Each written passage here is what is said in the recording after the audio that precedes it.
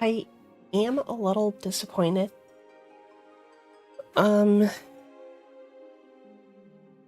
Because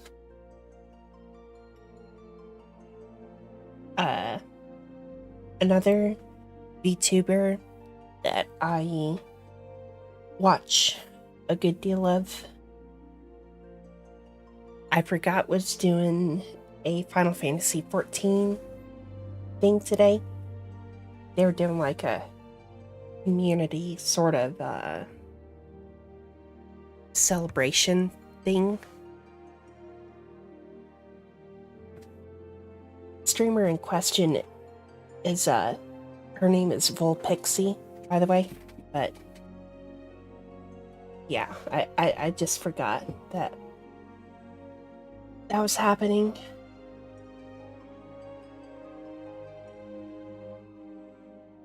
But here we are. Ugh, 29.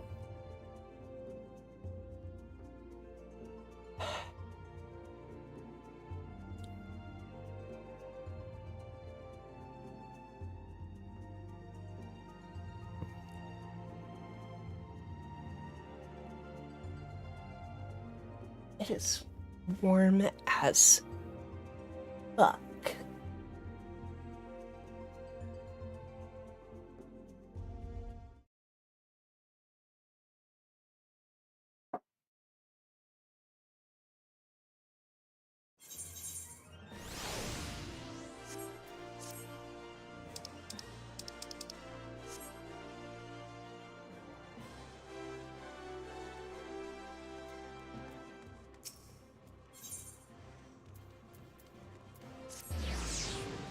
Let's go gambling.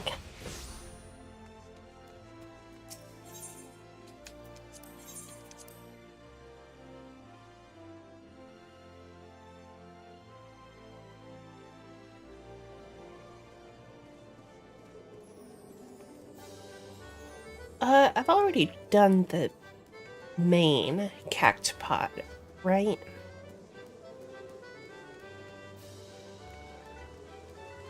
No, because I didn't play yesterday. Off or on stream. Oh wait, whoops.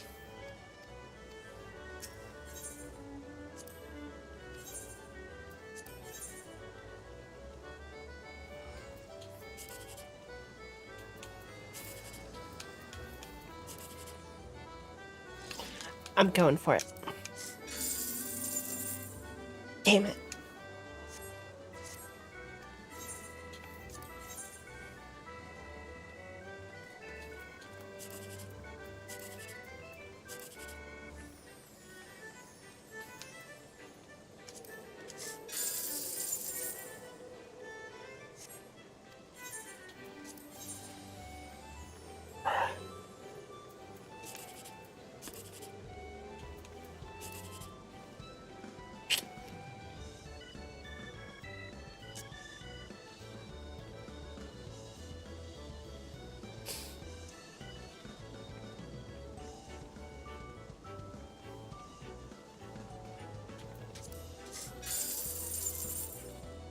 Yeah, all those options sucked.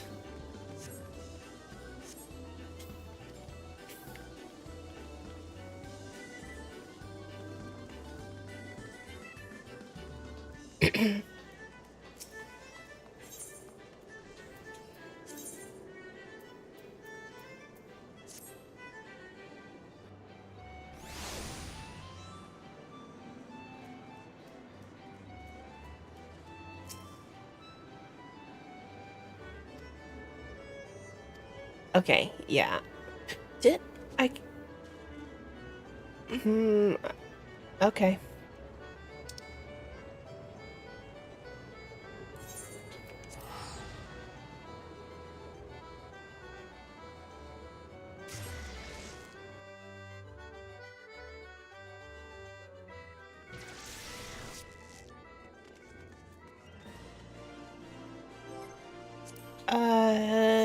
Let's do...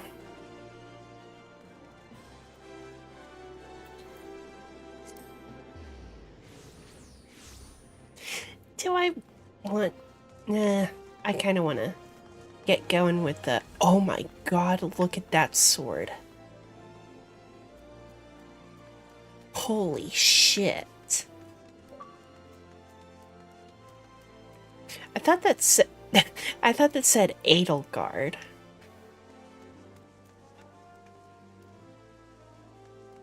Server's busy today.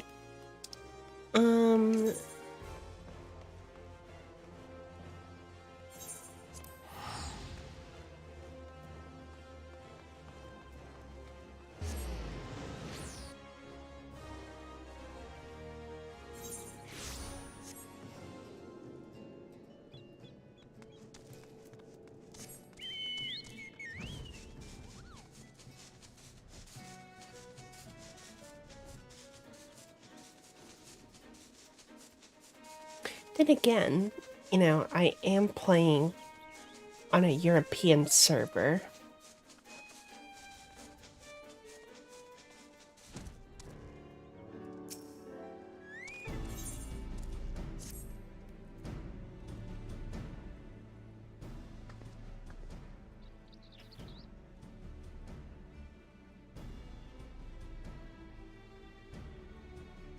Oh, I thought that said fish.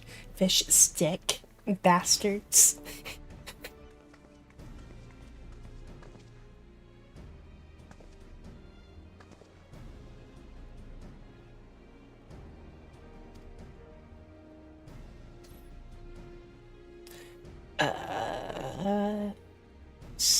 In the depths of Sapsa.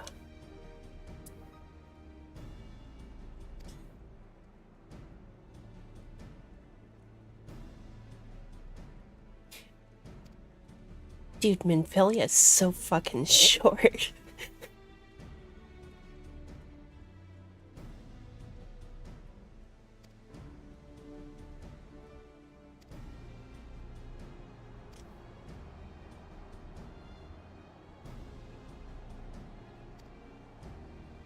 Then again, these people are like fucking gigantic.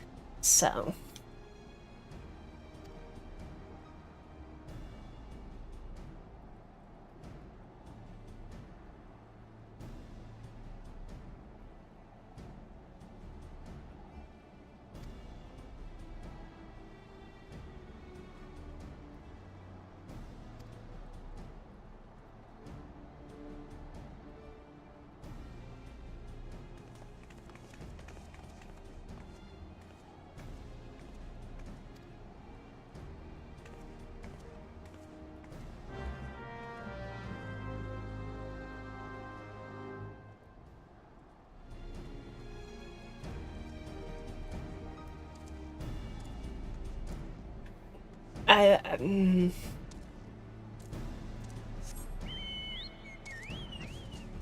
I was gonna say something devious about height differences, but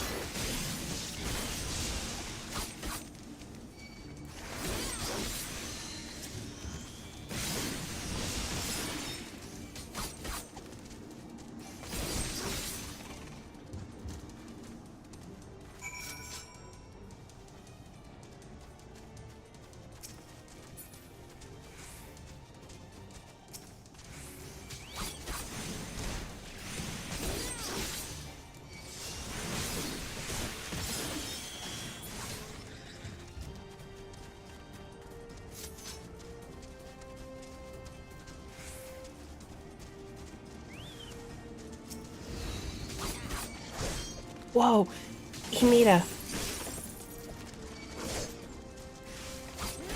You made a Lord of the Rings reference.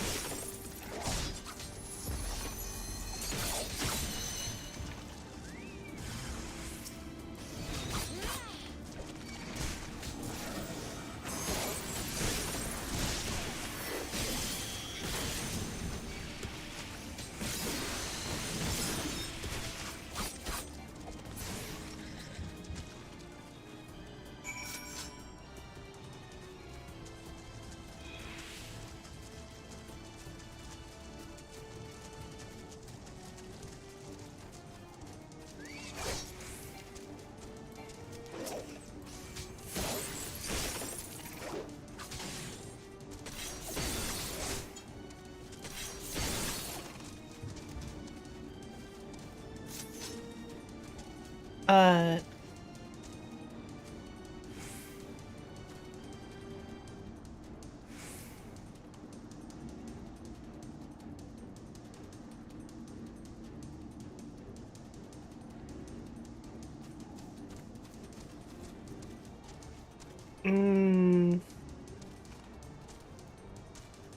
that doesn't. Oh, oh. Huh.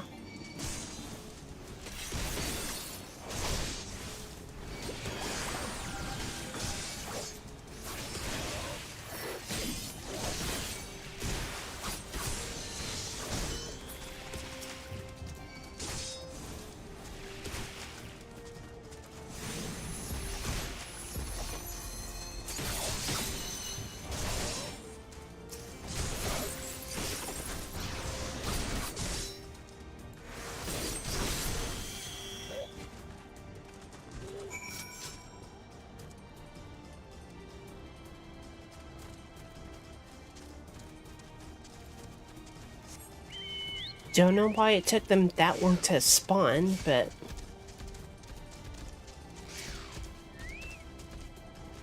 Oh.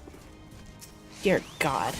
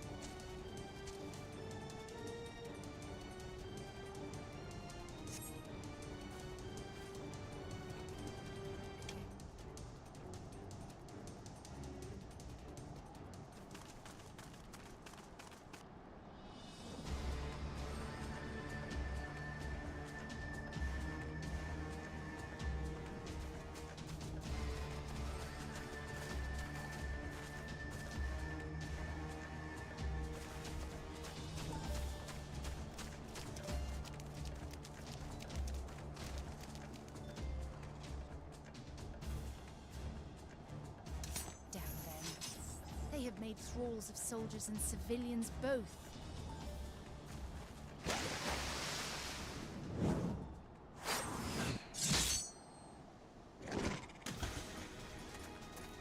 Hell yeah.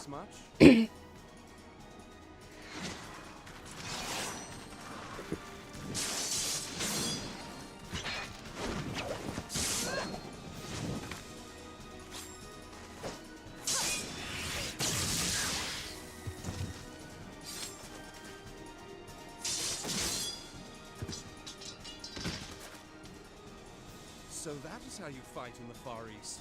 Mental note, pick no quarrel with Domans. But seriously, if I am to keep up, I must needs forsake elegance for efficiency.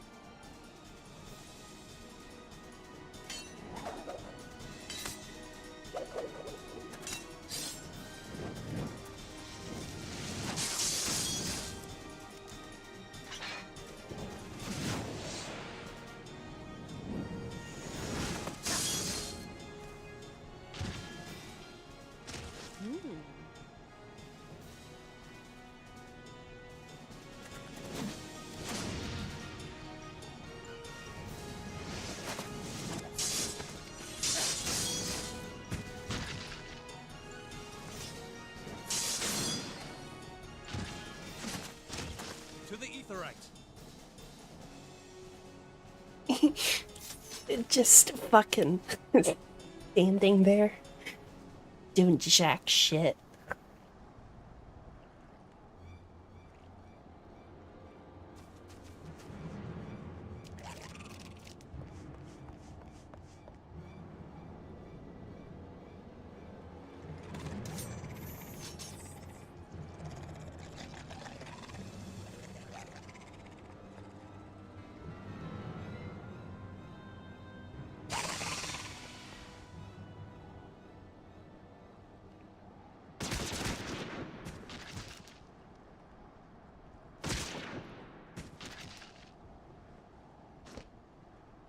You'll forgive me my lateness.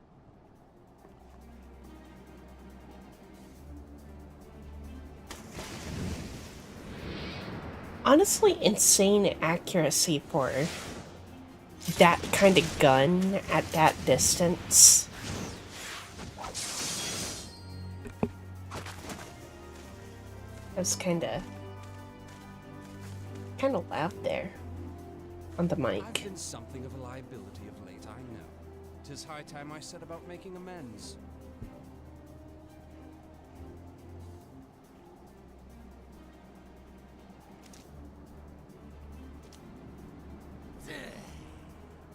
Long have you shriveled Swordwalkers, tormented our kind.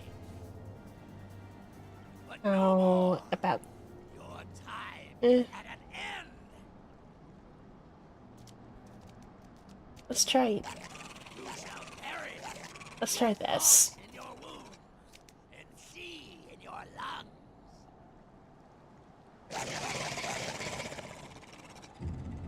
Lord of the world, hearken to our plea.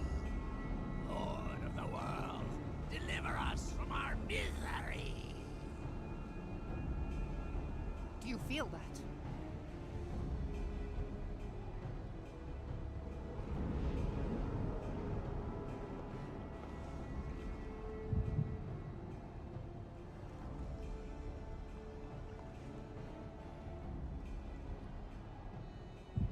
I know this sensation. It's the echo. What?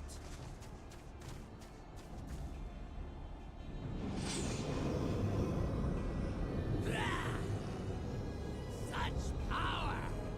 It is transcendent!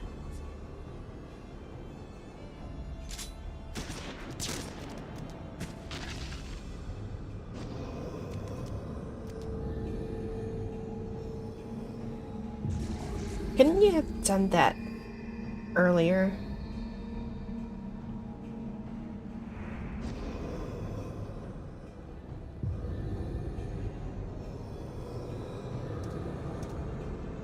Like, before? Seven hells.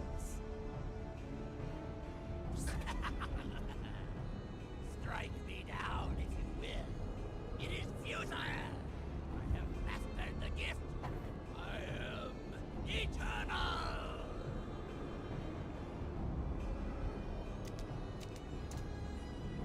Oh, mighty Leviathan, ruler of the seas, born of waters primordial, I offer unto you this frail flesh, that you might grant your faithful servants deliverance.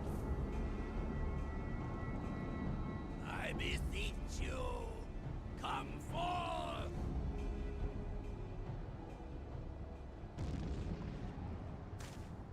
Die, damn you!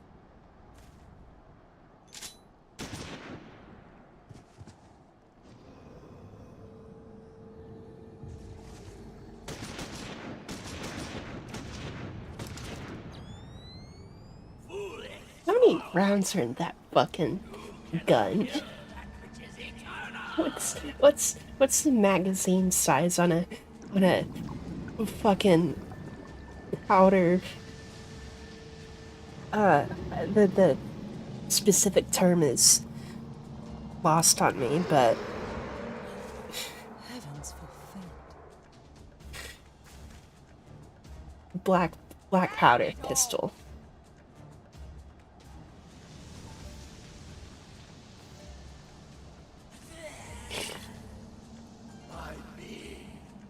don't know why I'm hung up on that detail specifically, but Right feet infinite.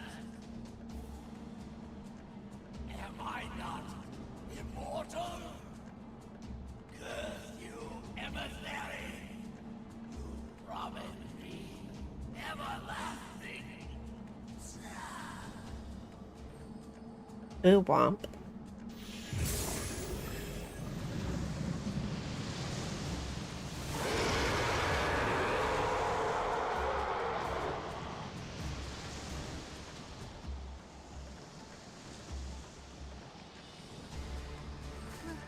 Where did he go?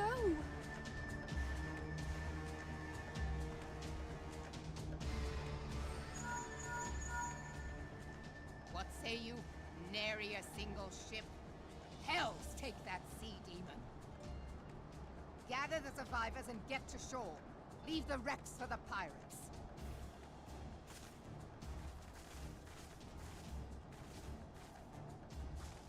Leviathan wastes no time. The diversionary squadron is lost. For a mercy, 'twould seem the Primal now makes for open sea. But why does he not press his advantage? Unless... God save us. He means to unleash a tidal wave. Uh-oh.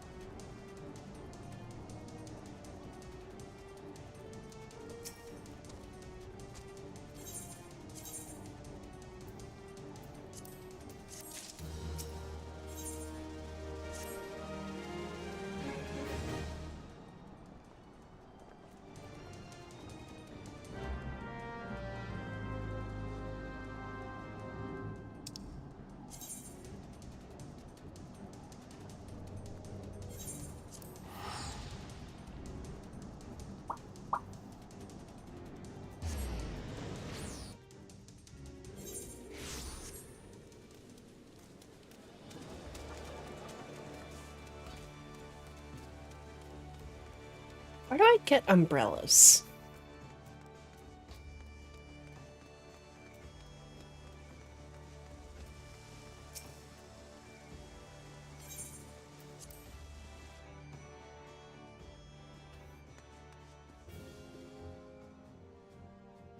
I think it'd be a vibe to carry around a parasol with this drip.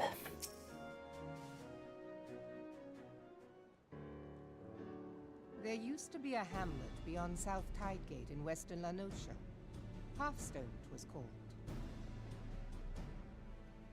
Some years prior to the Maelstrom's founding, Leviathan rose from the briny depths and set about unleashing watery hell upon us. On that occasion, the company of heroes put him down before he could do too much damage. But when the bastard came next, this time in the wake of the calamity, we were not so fortunate. Weary of ravaging our shoreline, he summoned a tidal wave which fair leveled Hearthstone and washed the soil away for good measure. The area was subsequently occupied by the Sahagin. Aye, the thrice-damned creatures transformed it into a spawning ground for their brood. Given the quantity of crystals stolen to feed him and his legion of thralls, we can be fairly sure that Leviathan is stronger now than in his previous incarnations. If that sea demon is left to wreak havoc, what befell Hearthstone may well befall a larger settlement, even Limsa. That cannot happen. The Primal must be stopped. That was ever our objective, Admiral. But how are we to achieve it? The sea is Leviathan's uncontested domain. The ships of the Third Squadron could not close to within 100 yards of the Primal, nor could their cannons pierce his defenses.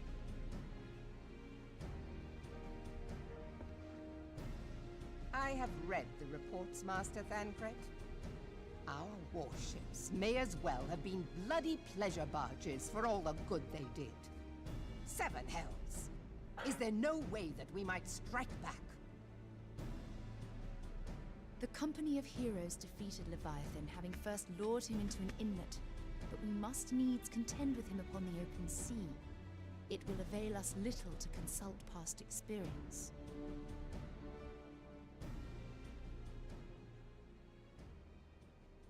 Admiral, if I may.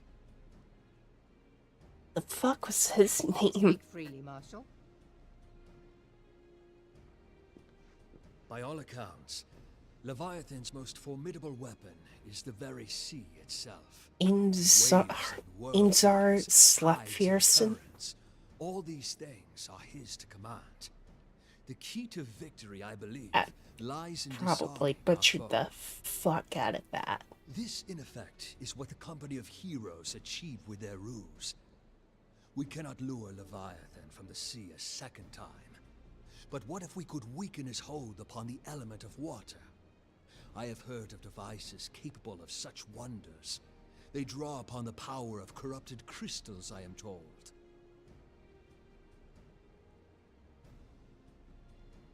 If mounted upon a ship, such a device might be used to prevent Leviathan from bringing the full force of the sea to bear against us, rendering him no more dangerous than any other sea serpent. Of course! Sid built a similar device to grant the Enterprise safe passage through Garuda's Tempest, did he not? Begging your pardon, my lady, but to give credit where it's due, this is something I heard from an old arcanist friend of mine. It makes little difference who thought of it first, so long as it works. Beg the specifications of this device from your friend, and I shall pass them on to our people at Naldic and Vermelis. But before we proceed any further, I would voice one concern. Piercing Garuda's defenses is one thing. Suppressing Leviathan's attacks, quite another. In matters of science, I am as a babbling babe. But I cannot well imagine that such a feat would be possible without a veritable mountain of corrupted crystals. The question being, do we have a ship big enough to bear such a burden? Mayhap not, Admiral, but two might. Recall you the tale of Mistbeard's greatest haul? It is said that he lashed 2 ships together, side by side, the better to bear his plunder. By your leave, we might attempt to repeat the trick. The gods know it would be quicker than building a new vessel. Mistbeard did this. Truly, Marshal, upon the subject of the Pirate King, you are as a scholar. Now, from what I have gleaned of these matters, the device will need This to be beard enclosed in isn't the constant Pirate proximity to the King's target. name. To which we must lash That a was twin Gold vessel to Roger. Leviathan. This in itself will be no small feat. Ramming speed will be required, but given the weight of the cargo, that will only be attainable with the aid of a towing vessel. And pretty soon it'll be Monkey D. Luffy.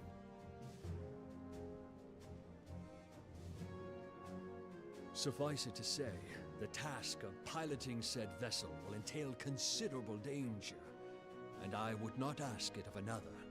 I volunteer myself. It's like One Piece is supposed to end in like Will be dangerous for all involved. 5-ish No better recourse. years. Very well.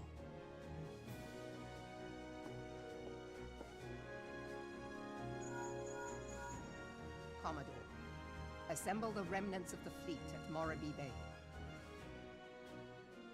Give priority to our soundest vessels. The repairs can wait.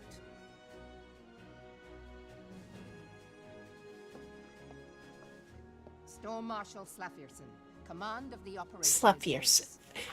I got it right, Slafierson. At once, Admiral.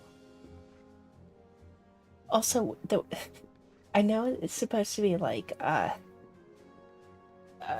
cuffs. And then there is the small matter of slaying the beast. The fate of Limsa Lominsa rests upon your shoulders once again. Go well, warrior of light.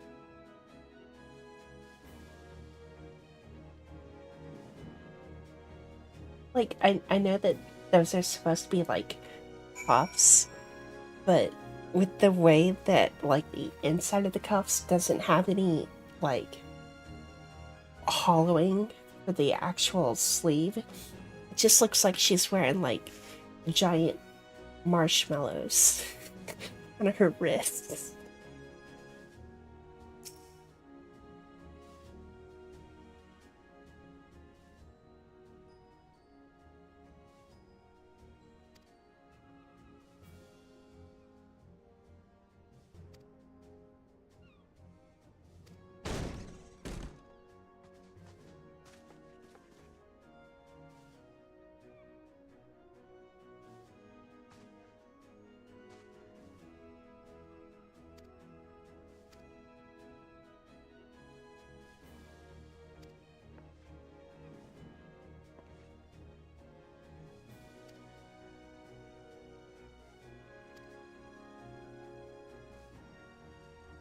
Uh,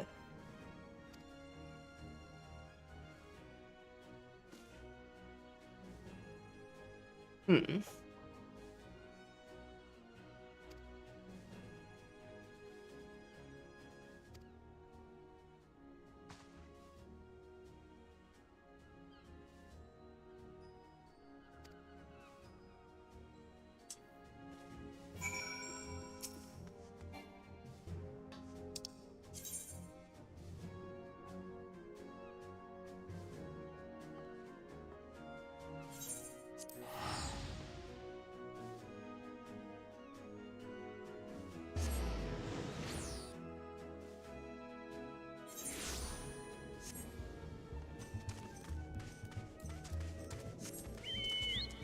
Oh, we needed to go this way, right?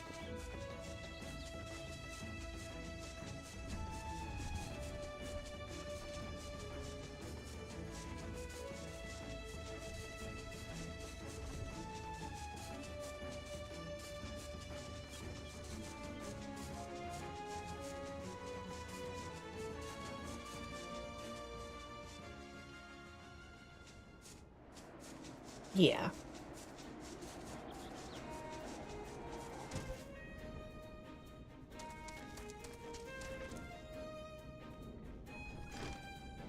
Oh, it's this fucking guy. I had a suspicion it was.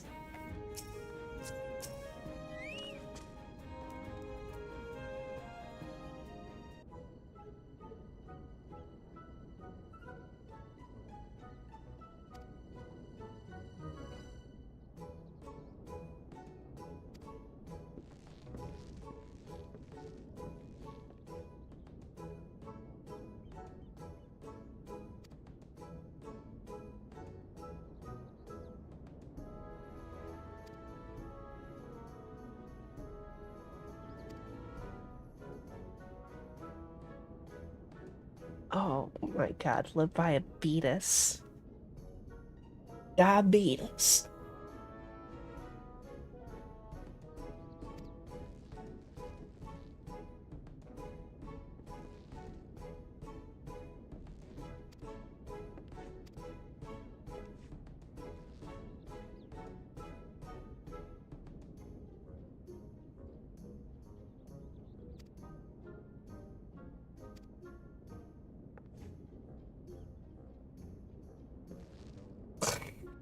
It's fucking double take.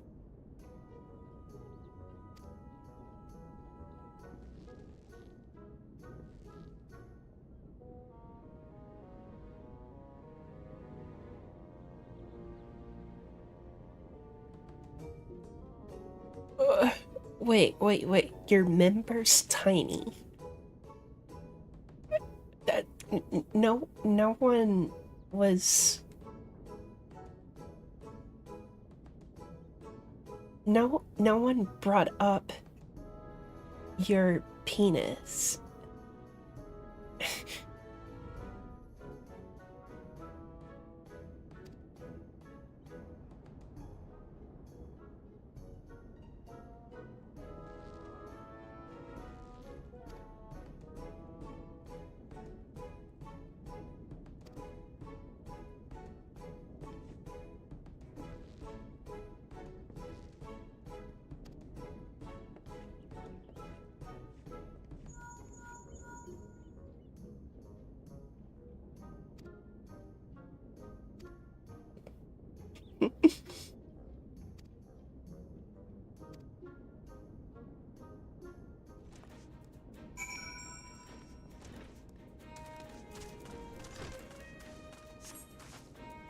Oh, why did...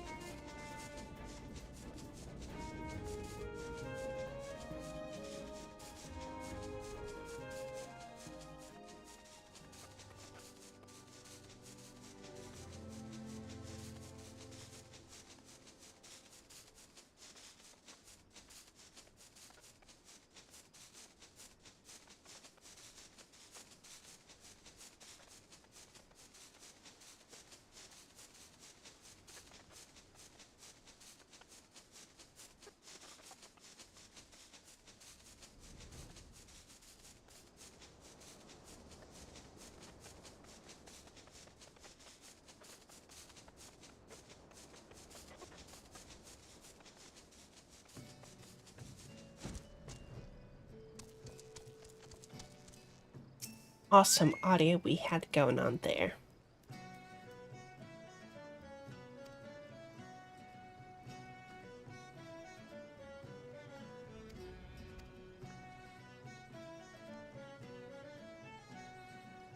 And I know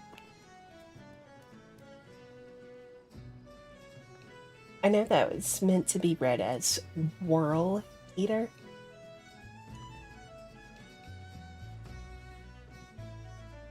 Read that as Horror Eater.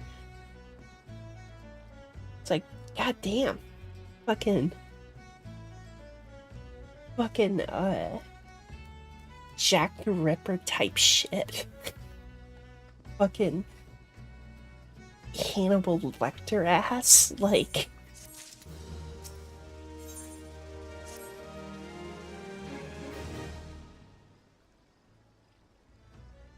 I don't know if there's necessarily any... Well, off the top of my head, I can't name any serial killers that necessarily cannibalized aside from Hannibal. But I'm sure there are.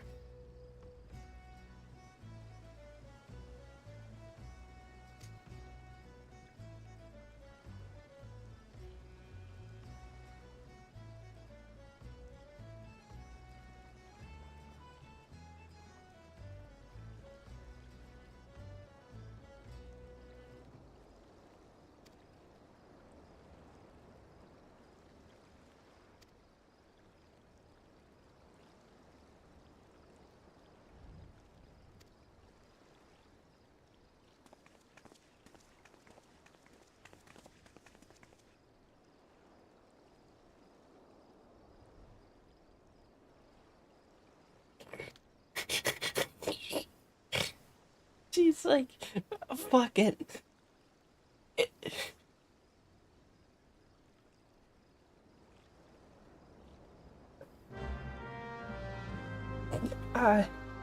God, shoot. Straight up like, and Hulk, MASH. Like, oh my god.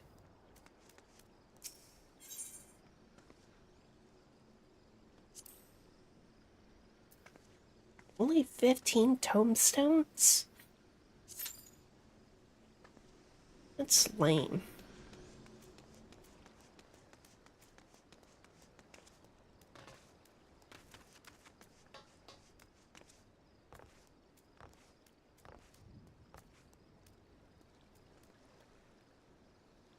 Should probably Well, we can zoom out once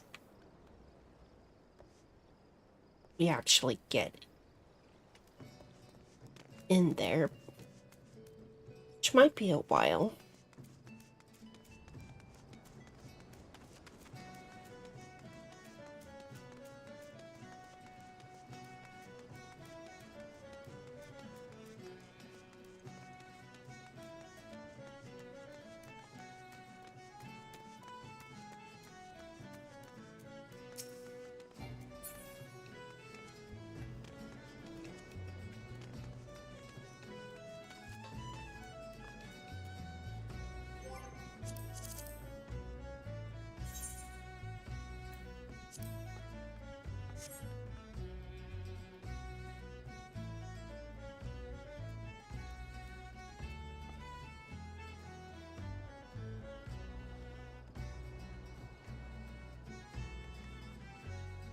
Ah,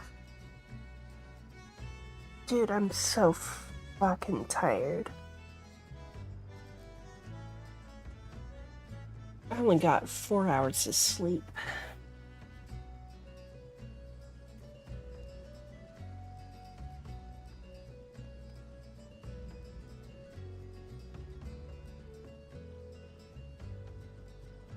I'm kind of blocking the chat box, but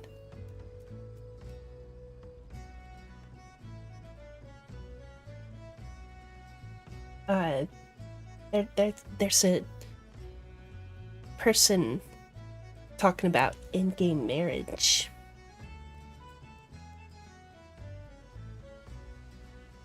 It's kind of sweet.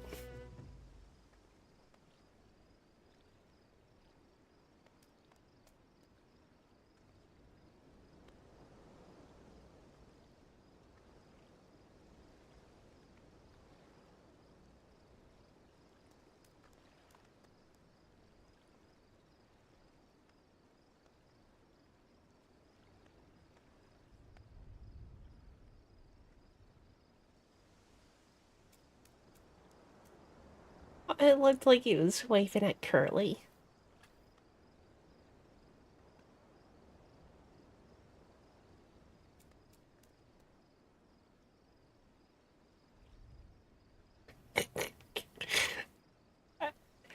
I know he's supposed to be like assessing the logs or whatever, but he with Curly there, he's like, ah, yes. That he's it's like he's it looks like he's looking at Curly inspecting the logs.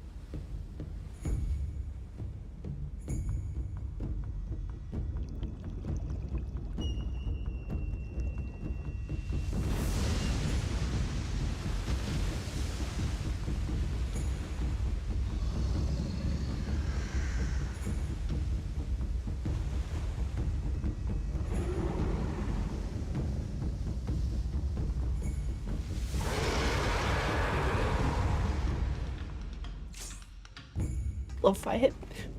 What's with the Leviathan having a little fucking scrote on his chin?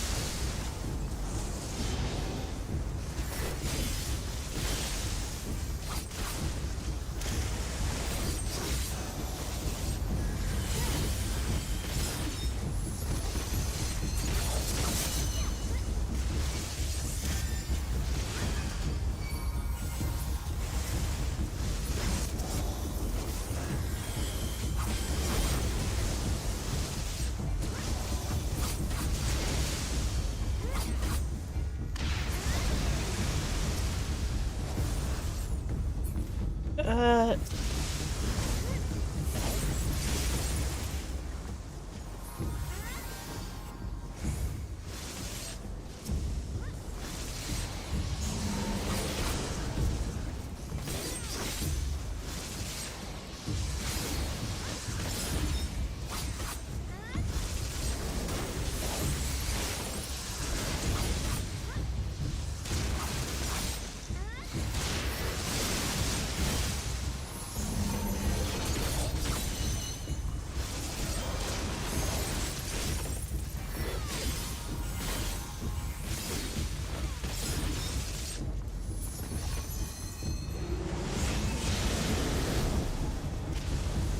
Okay.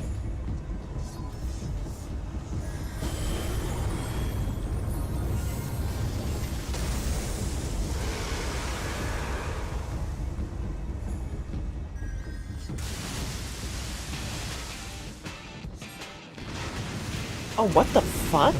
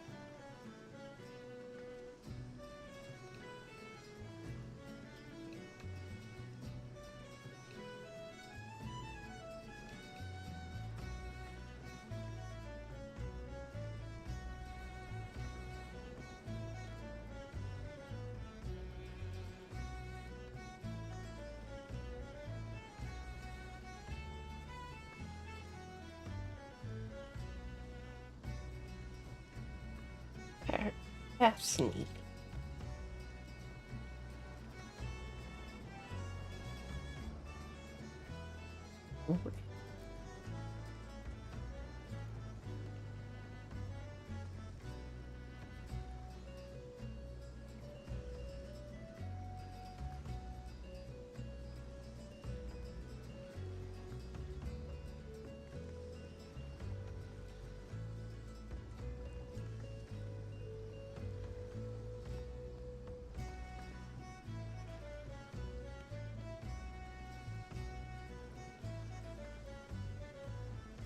We shall give that a listen later.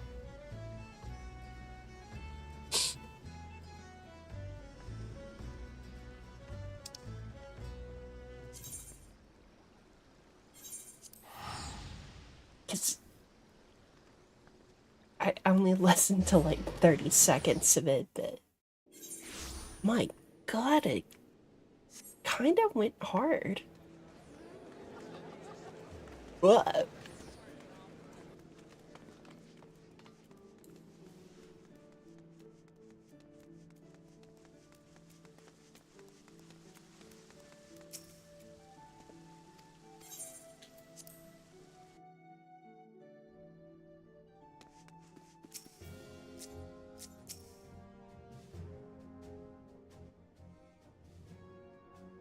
We Lominsons are sworn to strive, till sea swallows all.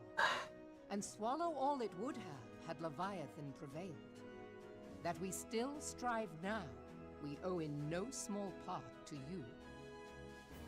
Not for the first time, you have delivered Limsa Lominsa from the wrath of a primal. Never has our nation known a stouter ally. On behalf of my people, I give you my humblest thanks.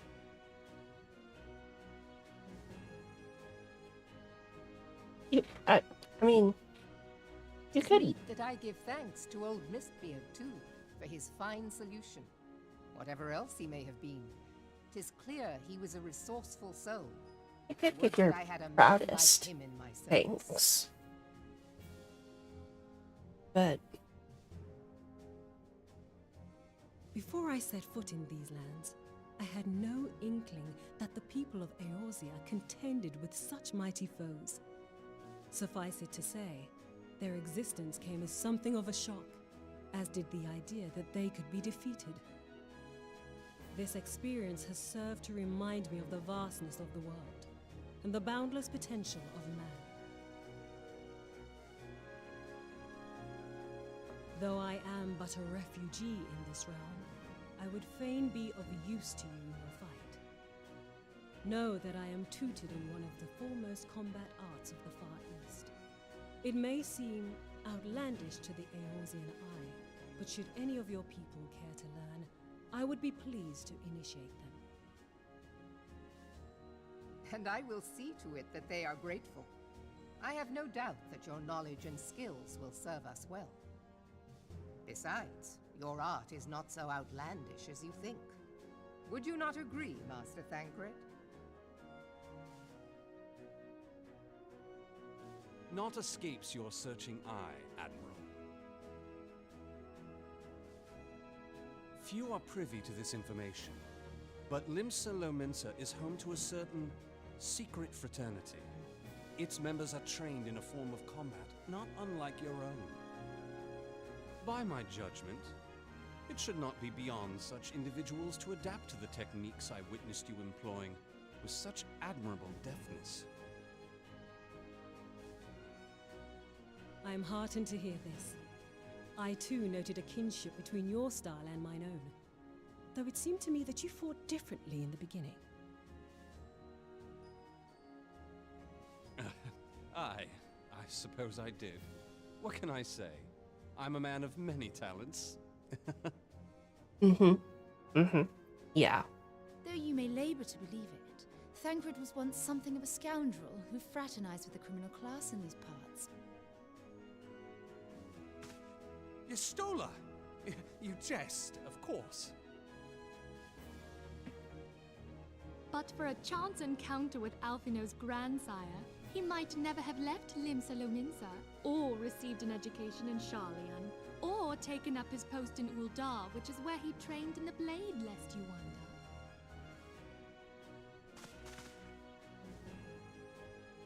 Minfilia, please! It would seem there is more to you than meets the eye, Master Thancred.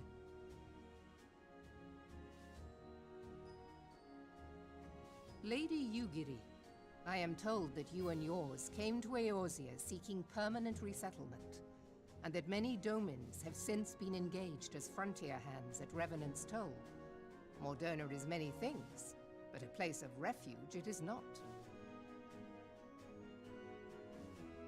Know that I would like nothing better than to furnish your people with a new home here on Lominsan soil. Alas, racked by instability as we are, our nation is in no fit state to take you in. Yet I'll not have it said that we turned a blind eye to your suffering. Until such time as we can do more, I pledge to send provisions. We are in your debt, Admiral.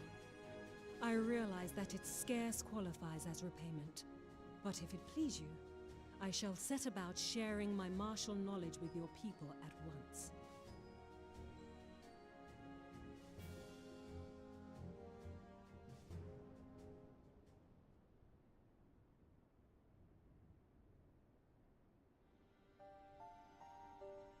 You wished a word in private.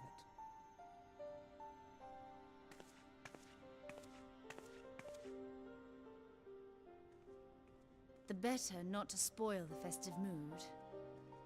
History repeats itself, Admiral. As the kobolds did before them, the Sahagin resorted to summoning their god over a territorial feud. They acted in self-preservation. It may be that the Sahagin initiated this particular clash, but how it begins does not interest me so much as how it ends.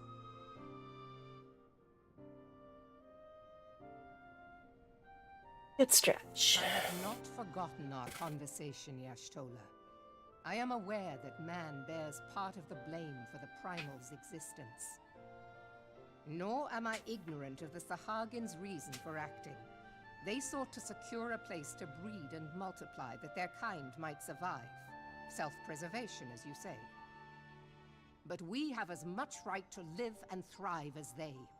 If our own survival is threatened, are we to lay down our arms and welcome oblivion? Nay. And so you kill, that you might live. Yet if living is a right, then that right belongs to all peoples, be they men or beastmen.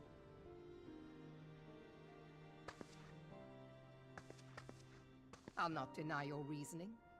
But when a storm gathers, it falls to me to see my people safely through it. That is my duty, and I shall do it.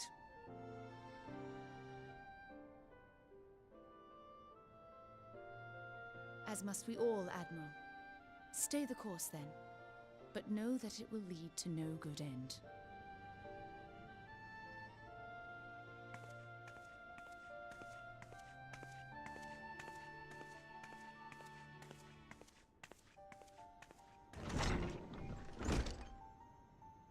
Man has ever put himself first and foremost.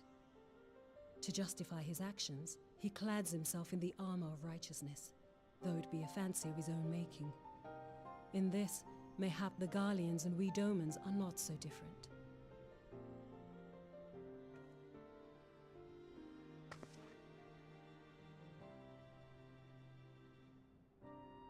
Eorzea has become as a raging sea.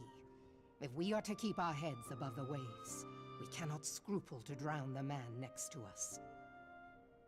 When hopes of coexistence founder, strength must determine who has the greater right to live.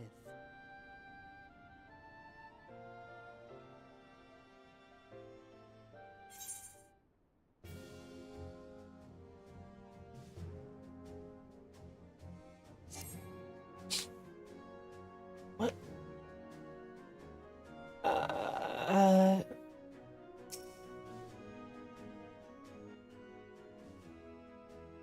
We Lominsans are sworn to strive, till sea swallow not for the on behalf of my...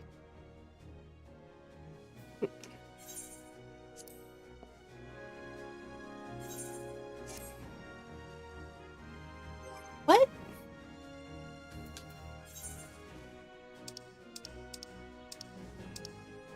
Oh.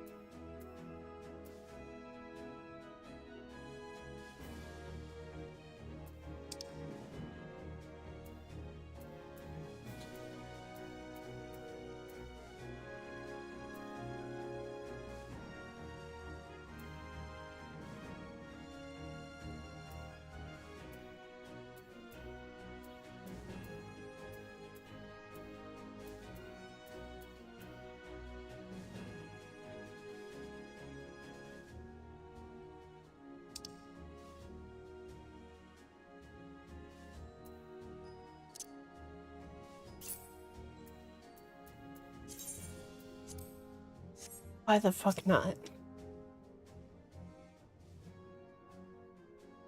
We Lominsons are sworn to strive. That's crazy.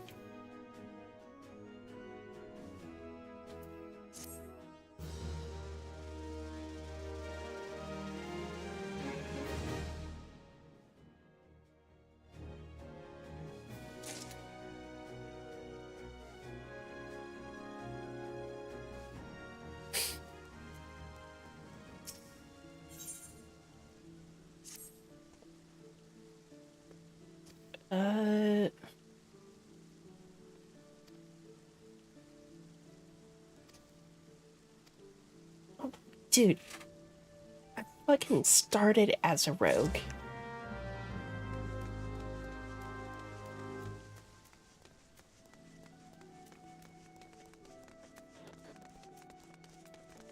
Holy shit.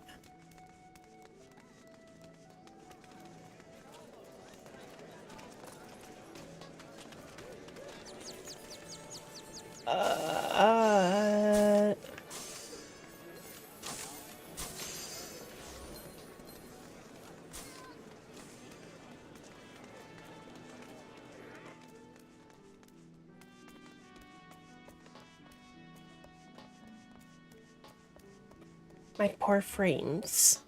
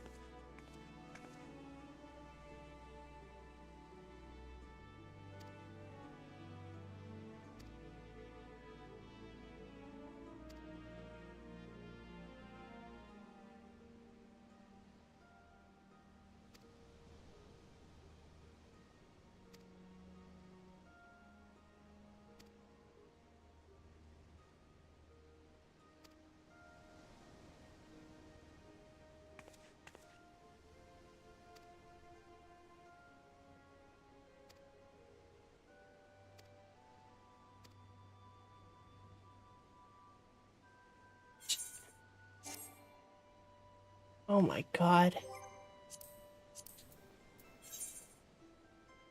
What the fuck ever?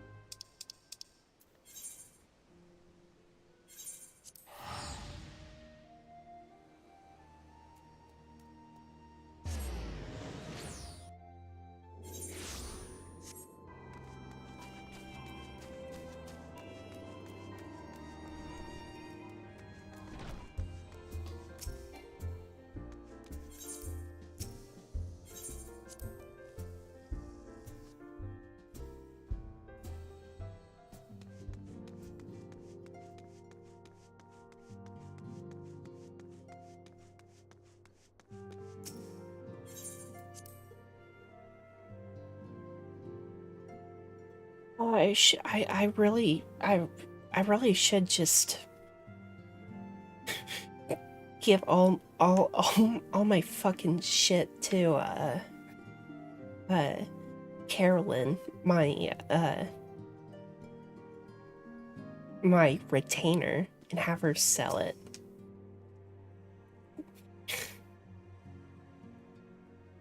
I have been reflecting upon the events which took place during our visit to Vilbrand. If you have a moment, I would share my conclusions with you. Please, bear with me. There's a bear? When the Sahagin Elder summoned Leviathan, he employed the power which Oh, I've come to know ugh. as the Echo. Though I cannot well explain the how of it, it would seem he became immortal in so doing.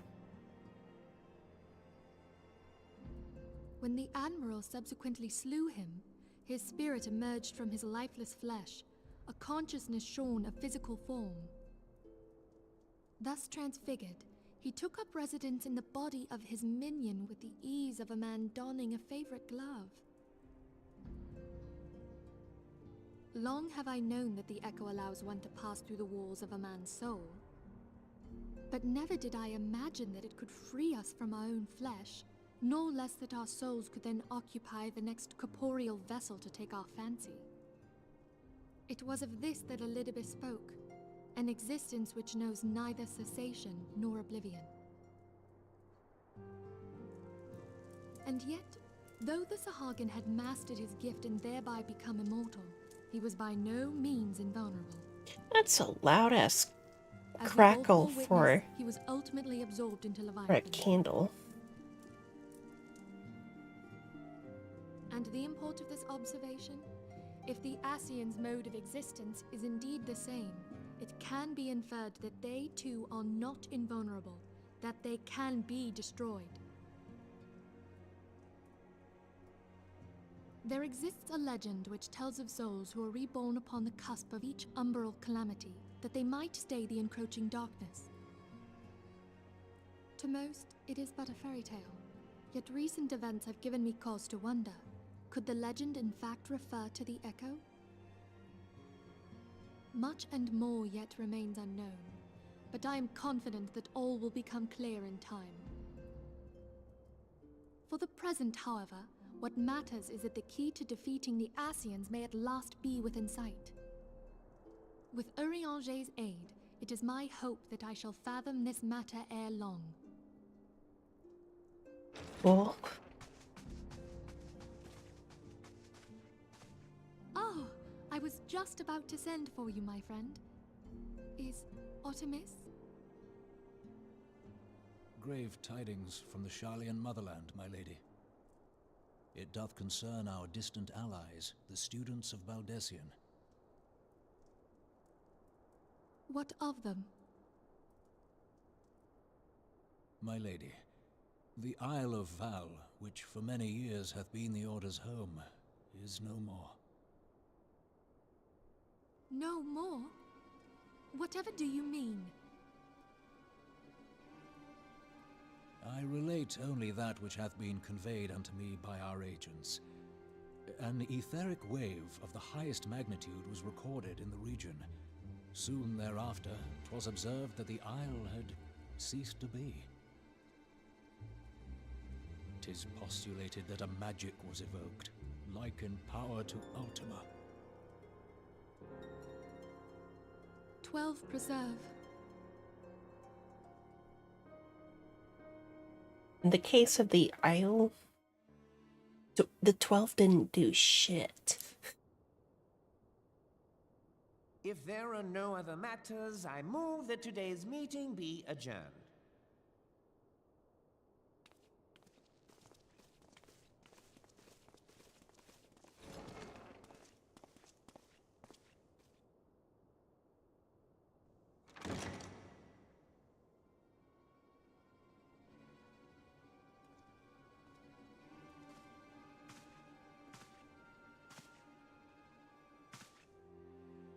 It is done, my lord.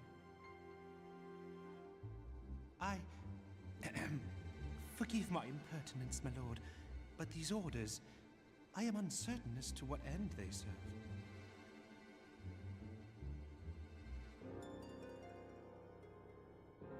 Revolution.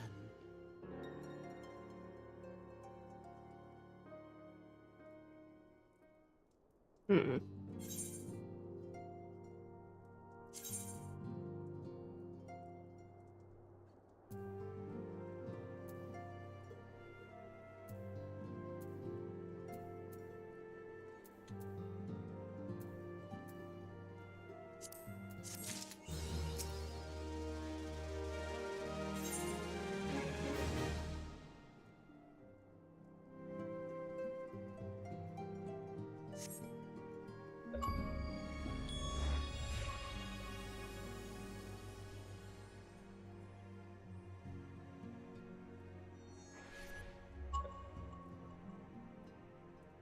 I'm gonna pee.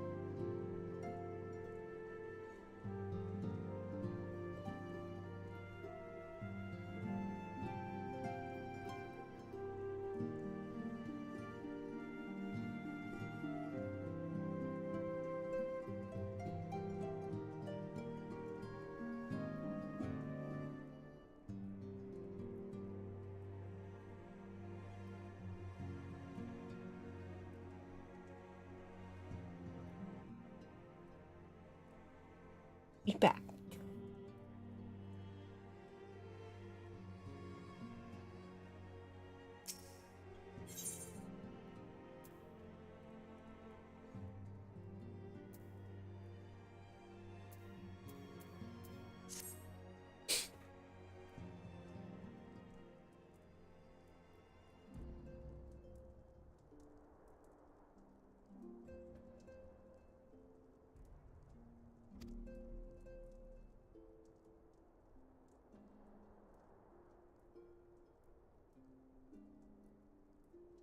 Okay.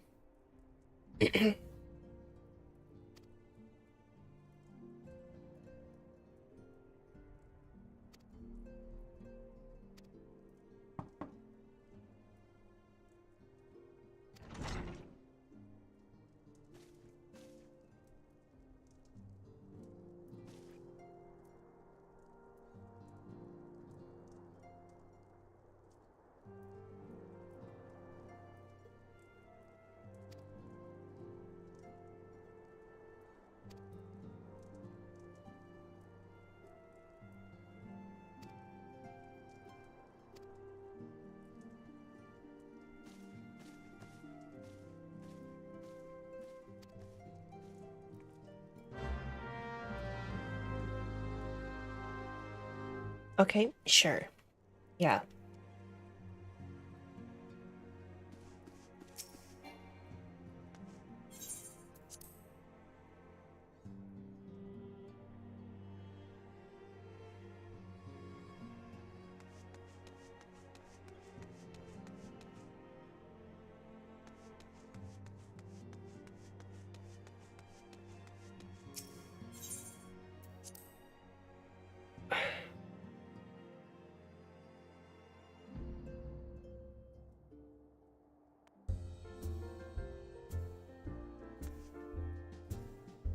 Oh, there you are.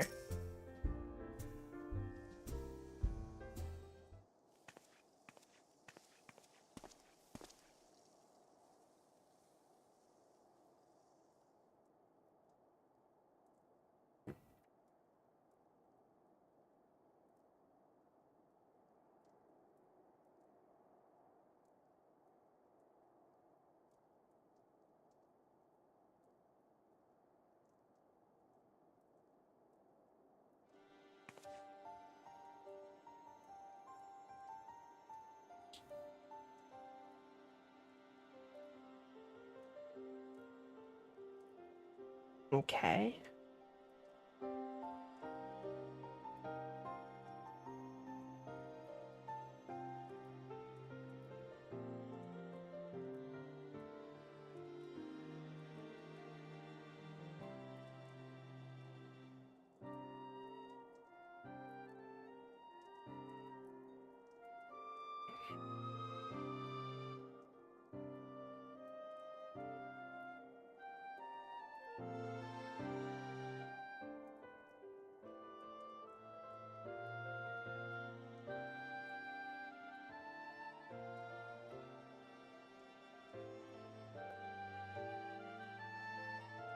Why not speak with the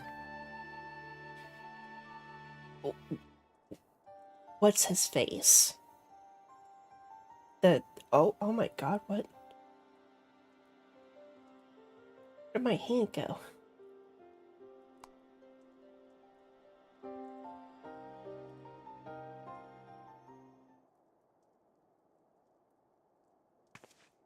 But yeah, like speak to the leader of the of Revenant's Toll.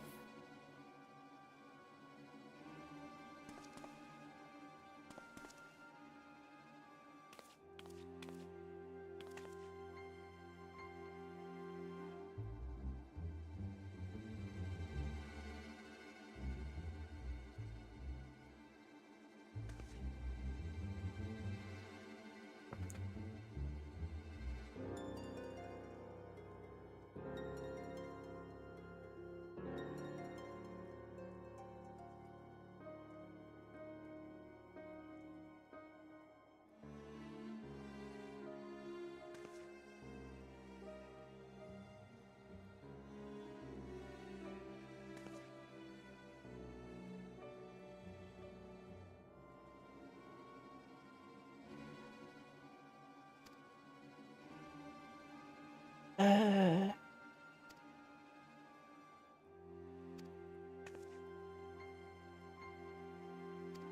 Okay.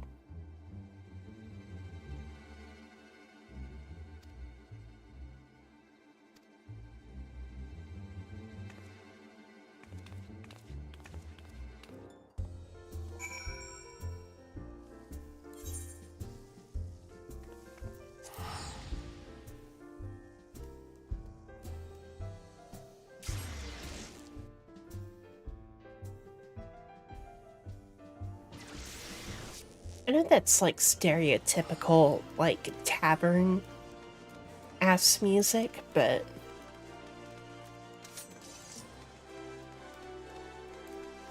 still a vibe. Oh, dude, her hair is gorgeous. Very cute fit, too.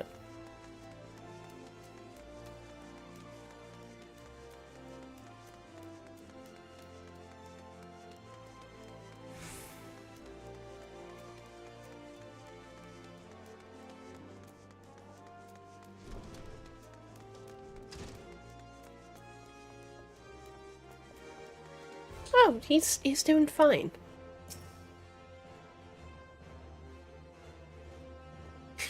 What were we worried about? Come, you must have gathered by now that Tataru is given to exaggeration. As you can see, I am quite well. Yeah, true. Ul'dah, on the other hand, is not. This riot was anything but an isolated incident. There is a restlessness in the air. Tensions long simmering are at last threatening to boil over.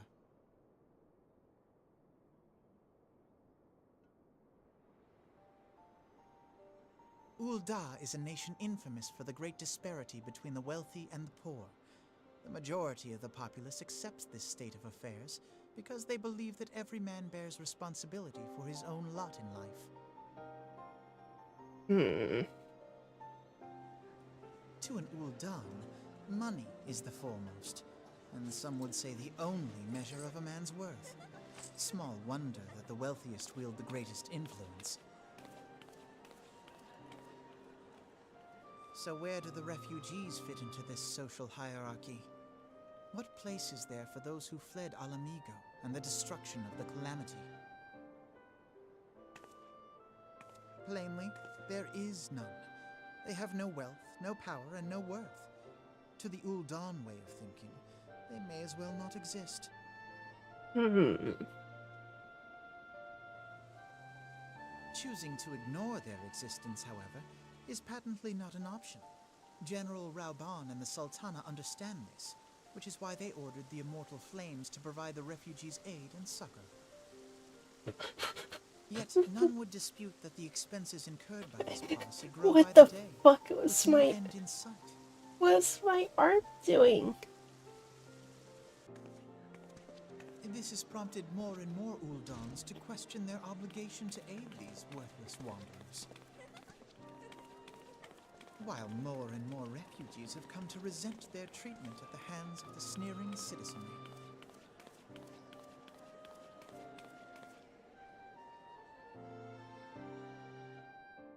The manner of Lord Lolorito's refusal to grant the Dolmens asylum bespoke a disdain for all refugees, an attitude shared by the rest of the monetarists.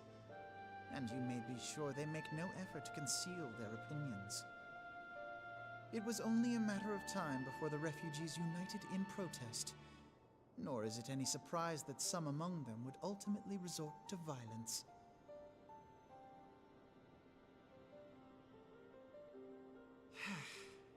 That the Immortal Flames should choose this of all occasions to engage in joint training exercises with the other Grand Companies.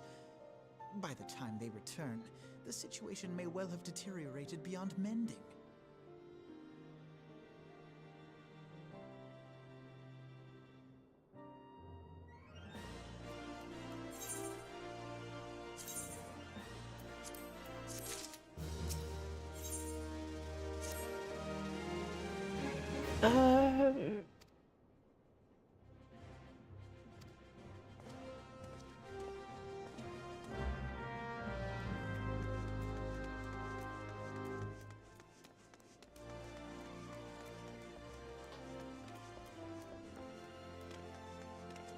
Where the fuck was I going?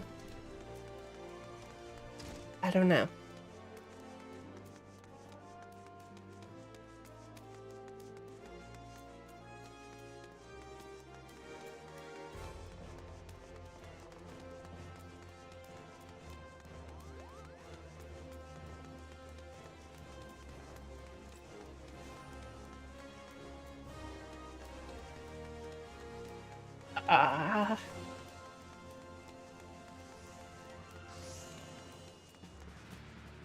Got distracted reading names that I completely missed where I was supposed to go.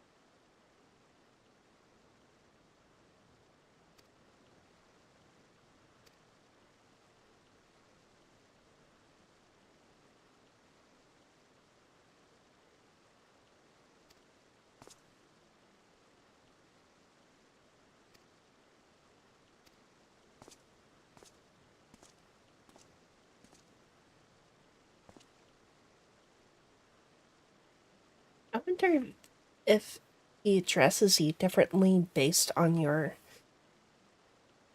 rank.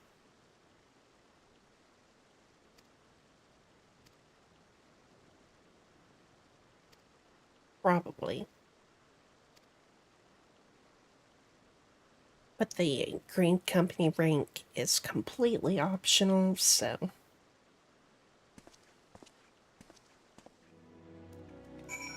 At least by my understanding, so...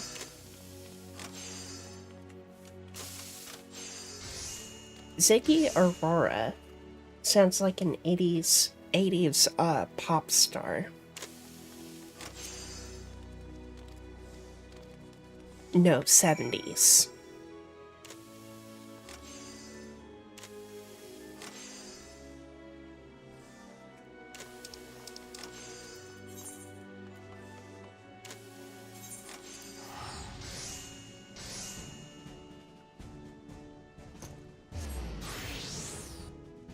Definitely 70s, yeah.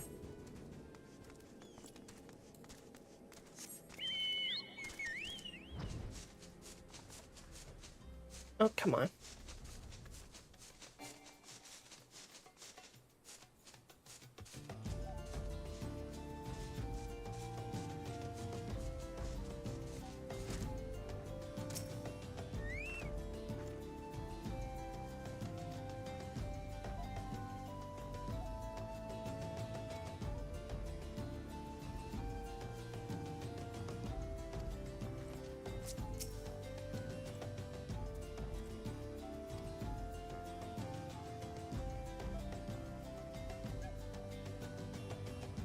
Sazawaka. Fascinating name.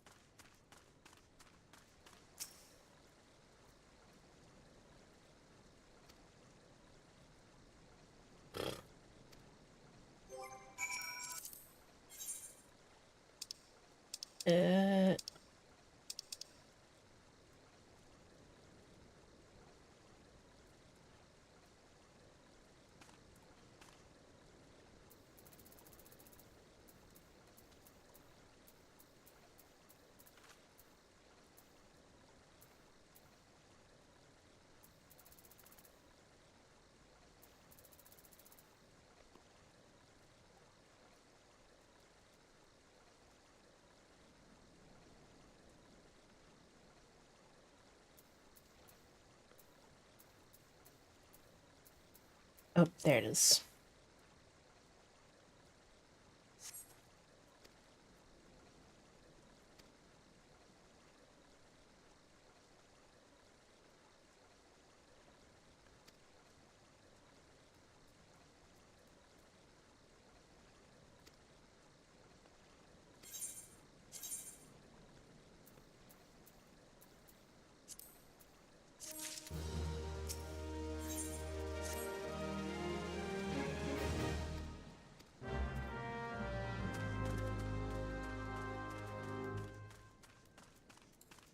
Okay.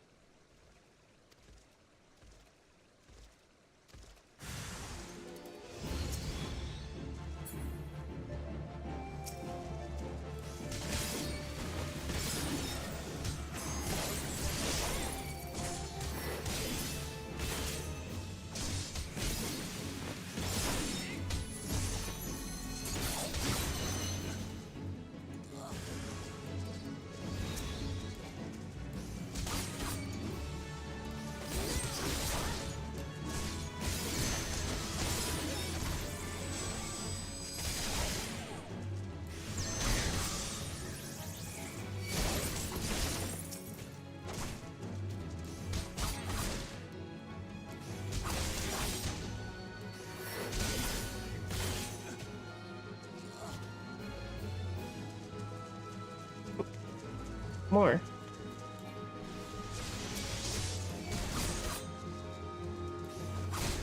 Oh, already. Did that skill?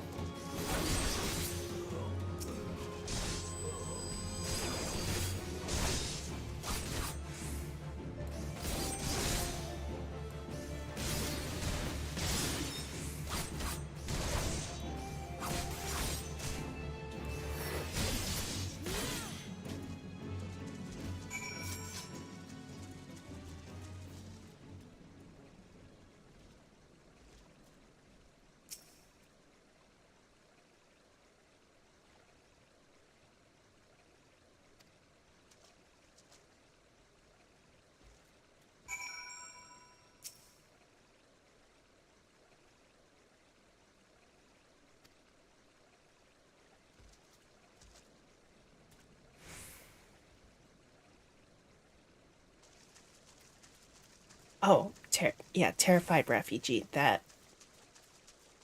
This guy back up this way.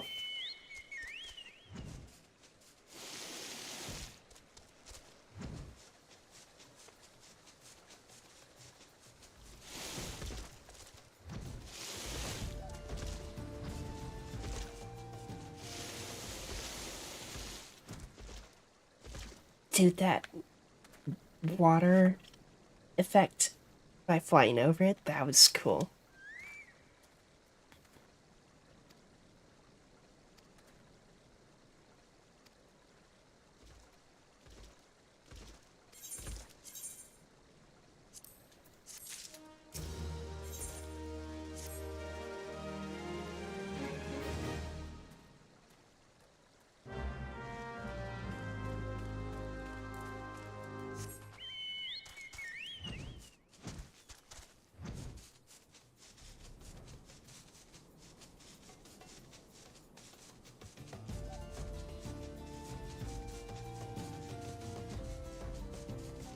Um...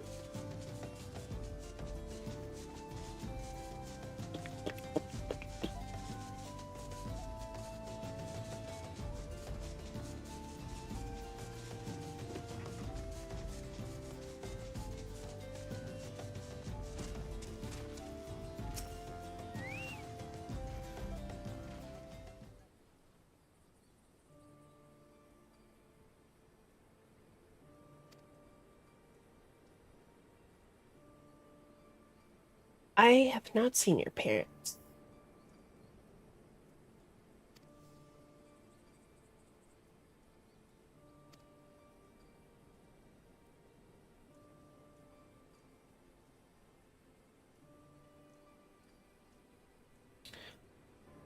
I sure hope stream's okay, because said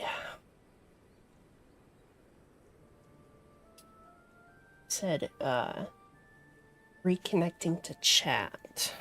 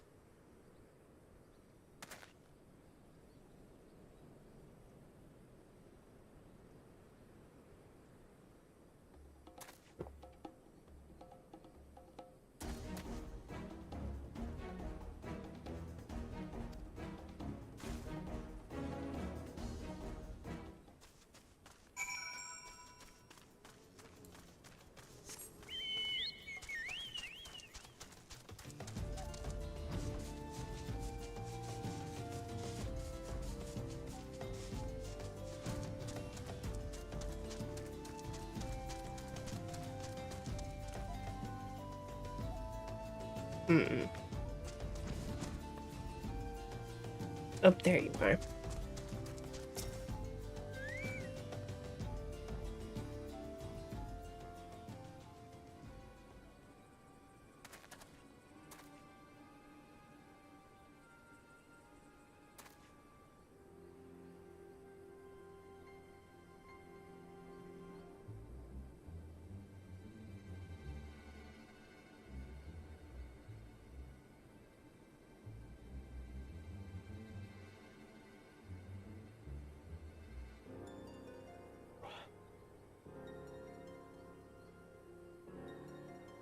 I do.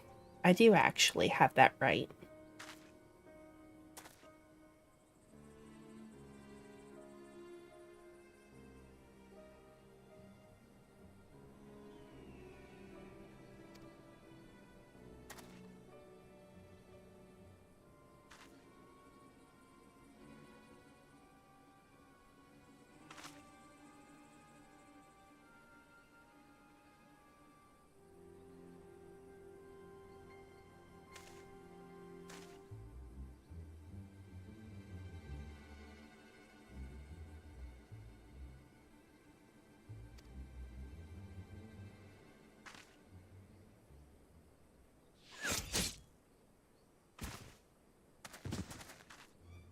Oh, well, so much for protecting him for his testimony.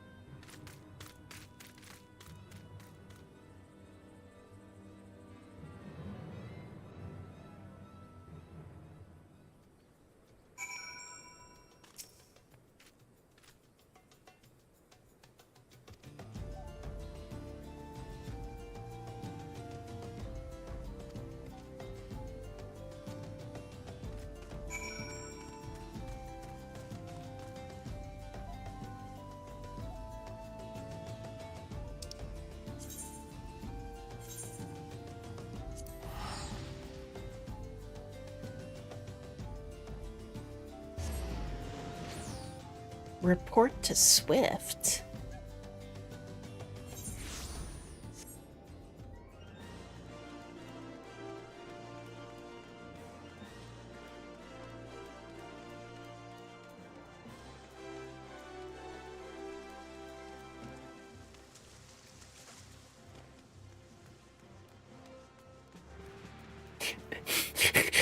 Mr. Quack.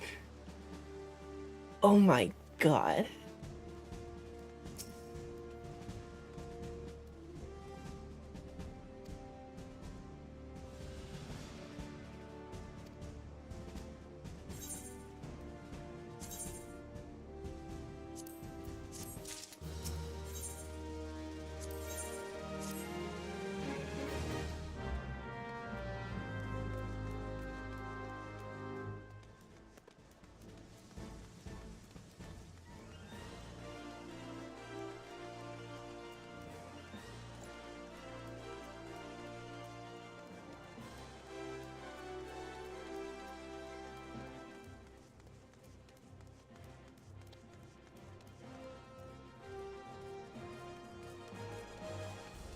This really long German message popped up in the in-game chat. Also, Ruffy Monkey.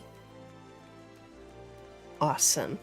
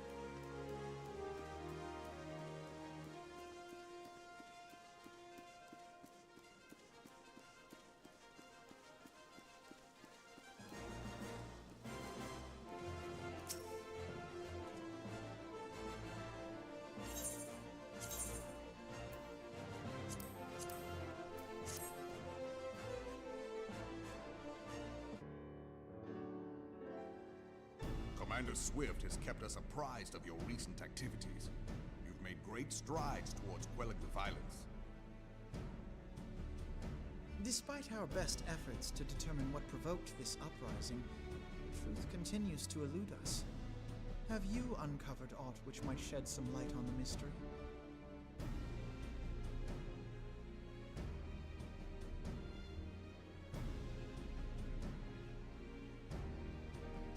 This information does not leave this room. The Syndicate's decision to reject the Doman refugees' appeal for asylum had lasting repercussions. A number of those displaced by the Calamity claimed it was proof of a policy of discrimination. Together with a group of Alamegan refugees, they organized a series of demonstrations to protest against the Sultanate. Demonstrations which became heated, but did not descend into violence. Until a certain incident served as a call to arms. A unit of brass blades sent to supervise a demonstration loosed arrows upon unarmed protesters. It was this atrocity which prompted the refugees to take up arms. I need not tell you what followed. We assumed at first that the attack was born of a miscommunication. When emotions run high, they happen. But suspicions were raised regarding the unit's commanding officer, whom I ordered interrogated. Sure enough, our fears were soon confirmed. The dog confessed that a merchant had offered him coin to give the order. A merchant in the employ of Teleji Adeleji. Teleji Adeleji. But he spoke in favor of the Doman's cause, and has ever seemed sympathetic towards the refugees' plight. Why would he do such a thing? Know you of the Cartano Reclamation Bill? It is a proposal to annex the Cartano flat. The voice acting did not match the body acting there. When last I looked, that was disputed territory.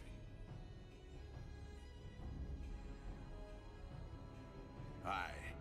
Some might even call it a battlefield.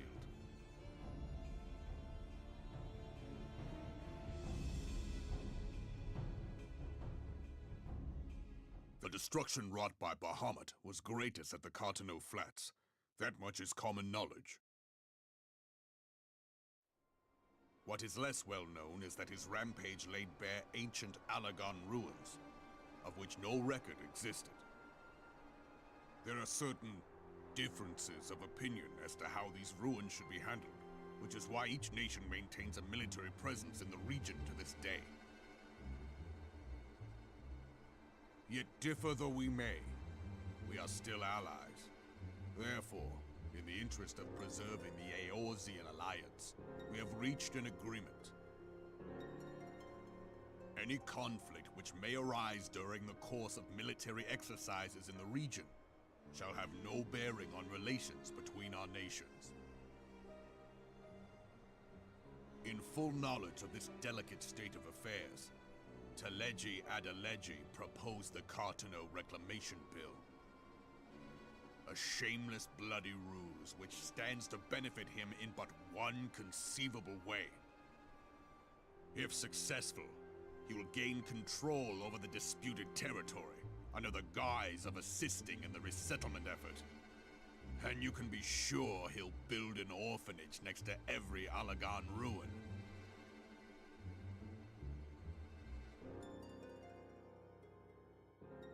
The man would threaten the unity of the Eorzean Alliance and risk countless lives for personal gain. I just imagined. Path all his own, independent of any faction and beholden to none of his fellows on the syndicate. He would betray his country to build a fucking Walmart. Convince others that the Cartano Reclamation Bill is the only viable solution. His sympathy for the plight of the Domans was not but posturing to gain credibility with the refugees. Of that there can be no doubt.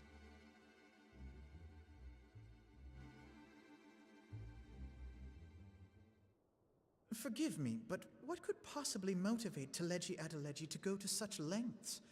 What is so special about these ruins that he would risk his position on the Syndicate, and, most likely, charges of treason against the Sultanate? Omega. Pardon?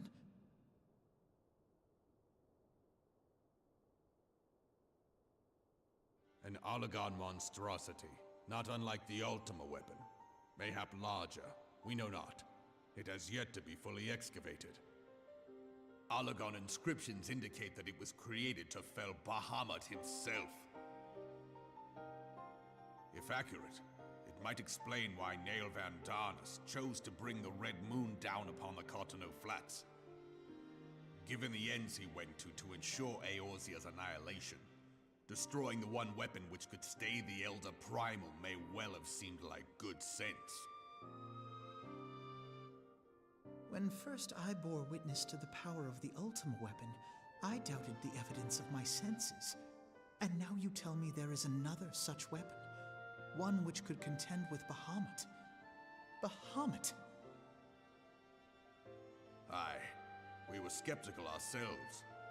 Truth be told, until the Ultima weapon's existence came to light, we thought the inscription had been mistranslated. At present, Omega is more akin to a fossil than a tool of war, having long since ceased to function. As such, its true potential cannot accurately be gauged. However, if someone were to restore it, as the Garleans did the Ultima weapon, I have little doubt that he would wield untold power. Power enough to subjugate Uldar like as not, and the rest of Eorzea besides, which is doubtless why Teleji Adeleji yearns to have it. That he should aspire to world domination. He who has ever walked 2 paces behind Lord Lolorito in matters of commerce. 'Tis in acknowledgement of his own limitations that he seeks this power. Woe betide us all should we allow him to have it.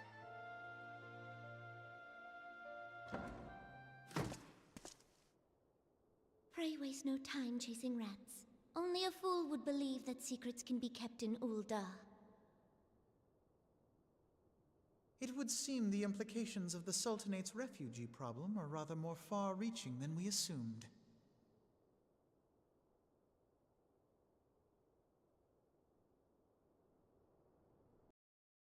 God damn, I'm tired.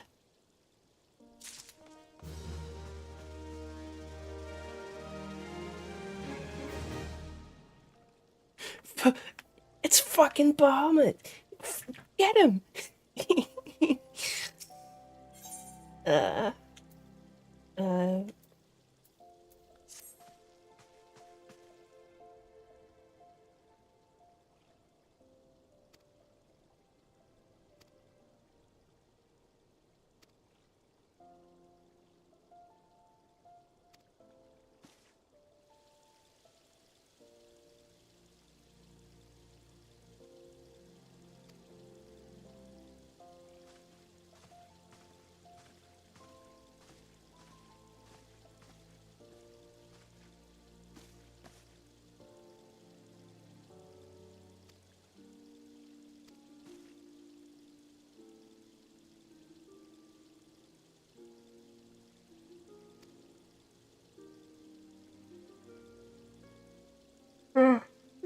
Yeah, I found the dude all right.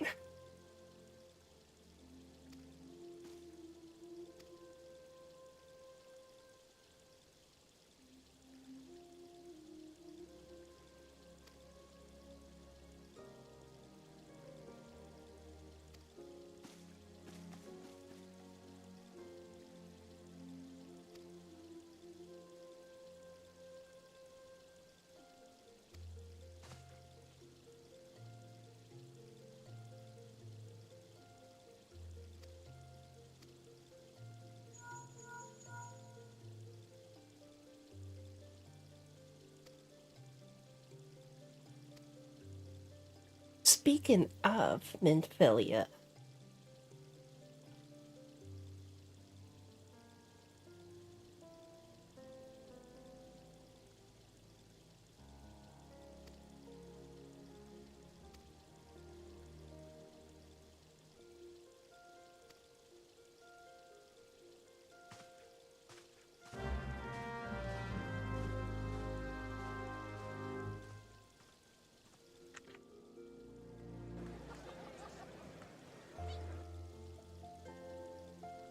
I love the random bits of like really loud conversation chatter.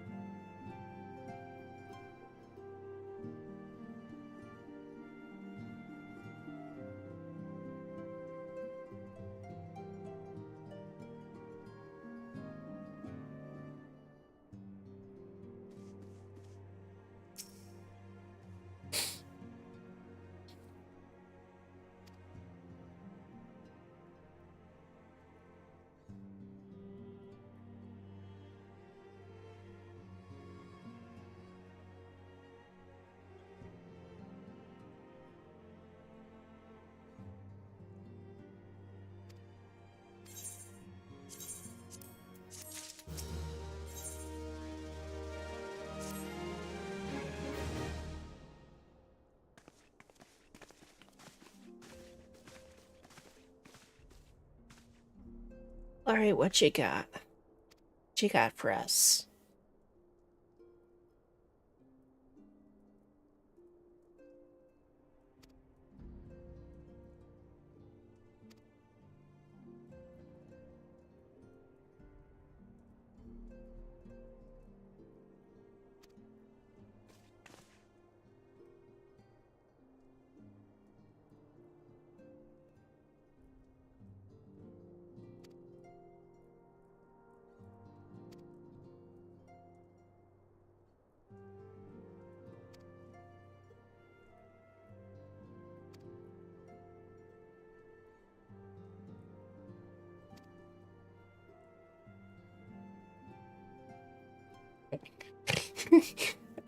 Okay, dude.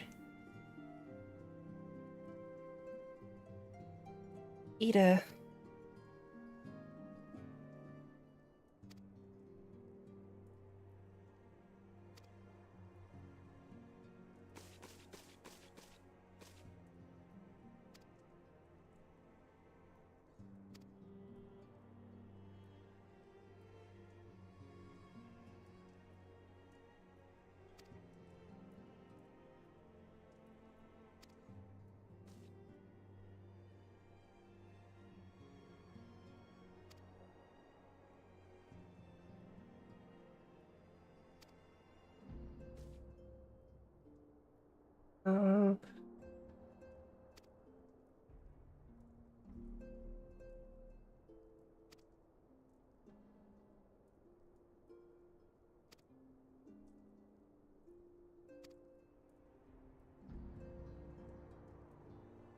Yeah,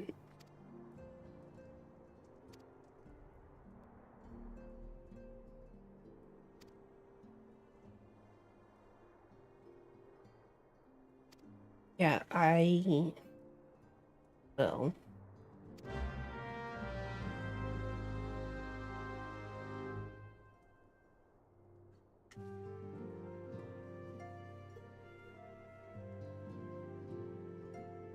Dude, I've still got so fucking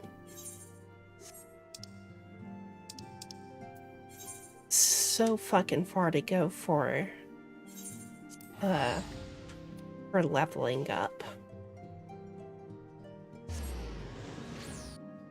I really should have done a leveling.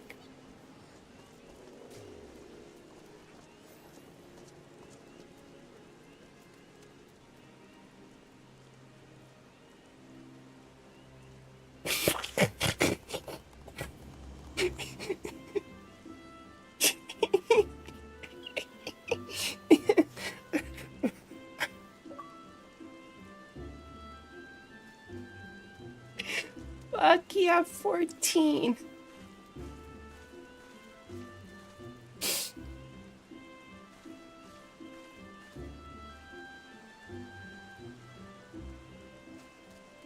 Oh man.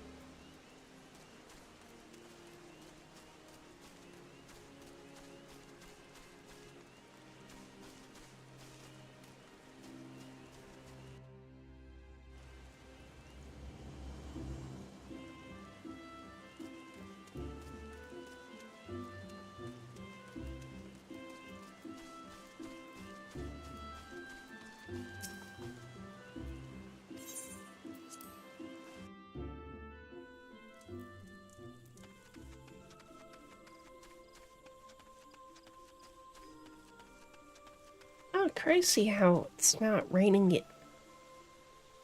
in this part of the woods.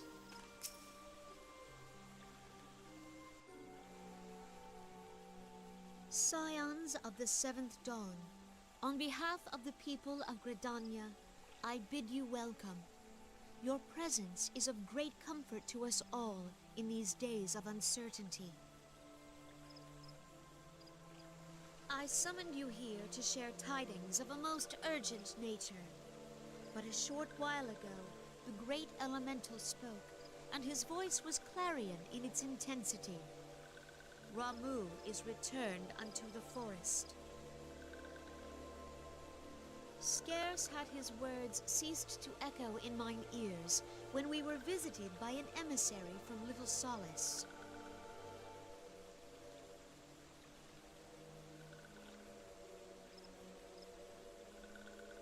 Our guest informs us that the Sylphs too have sensed the presence of the Lord of Levin.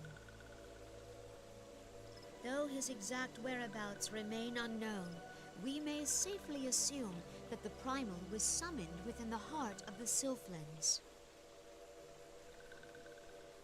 Unlike the other Primals you have encountered, Lord Ramuh is no raging avatar of destruction. He is revered as much for his wisdom as his strength, serving as both arbiter and guardian to his children. Given that we and the Sylphs found a way to share the Twelves Wood, it is my hope that this sagely immortal will be amenable to reason, and that conflict may be avoided. No promises, but you are one of the few among us who may commune with a primal without fear of influence. I would ask, therefore, that you represent us in this most delicate of negotiations. The Twelves Wood has suffered enough. Upon this, we and the Sylphs, and I would venture Lord Ramuh himself, are in perfect accord. Let us not endanger our shared home by engaging in unnecessary hostilities. I mean, Dear friend, I beseech you, safeguard the peace which exists between our peoples. again, no promises, but like yeah, I'll try. You have my thanks.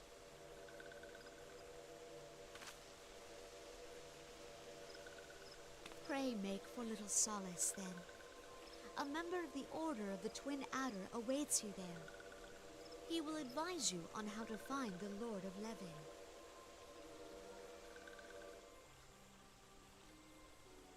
An ill wind blows through the forest. Yet, it is not only the Twelveswood that flinches at its coming. All the lands of Eorzea shiver in dread anticipation. Have care.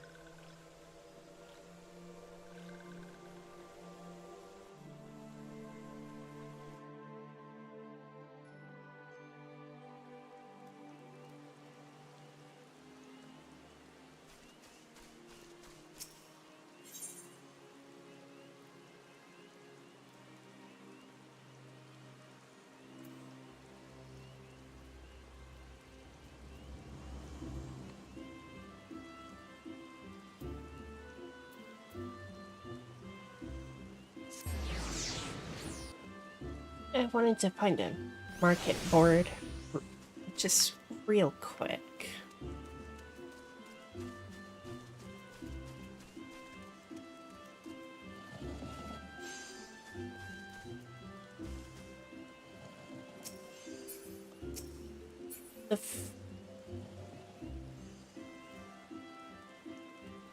Okay.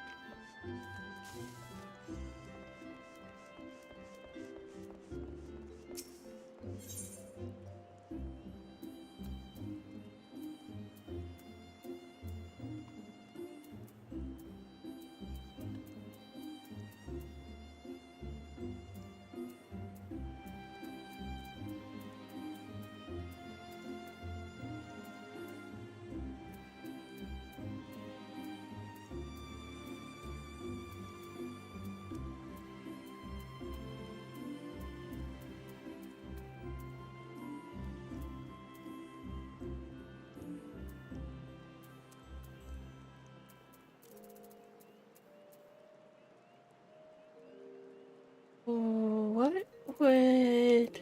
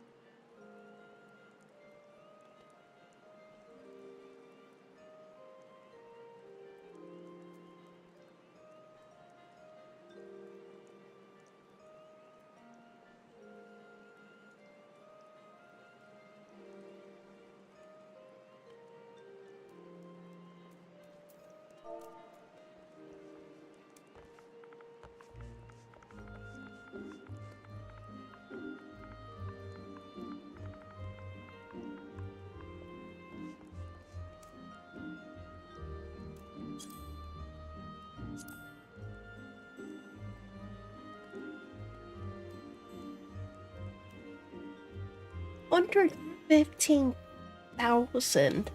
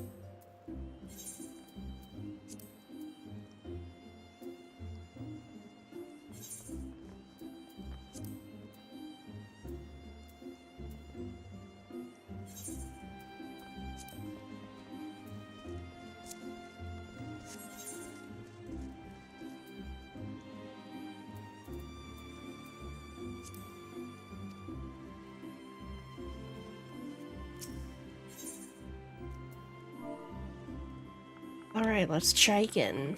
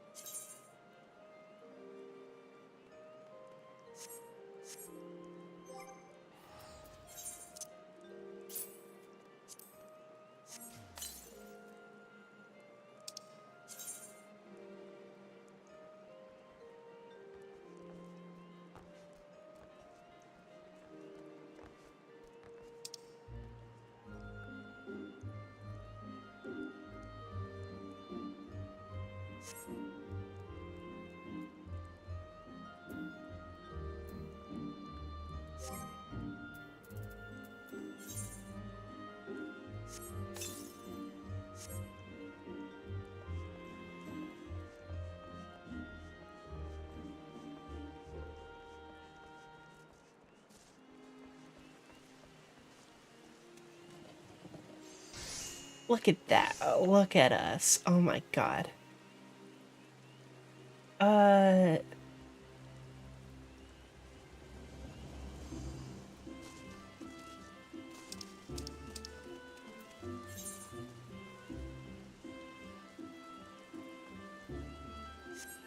Right.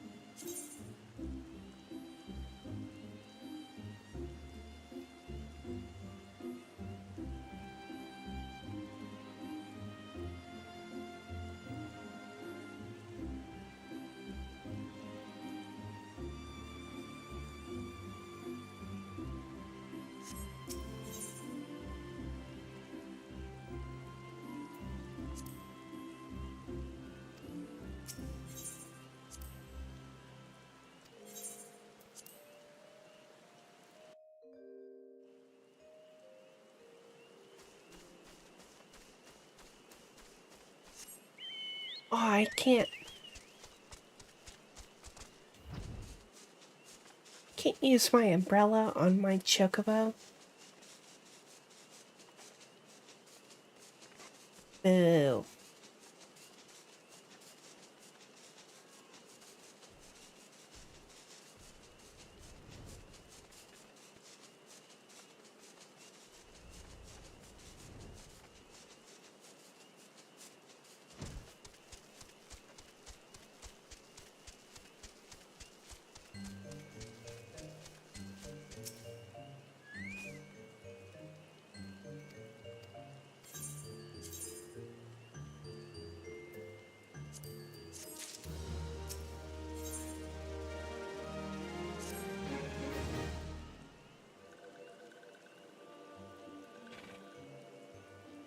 Do I keep it in cutscenes?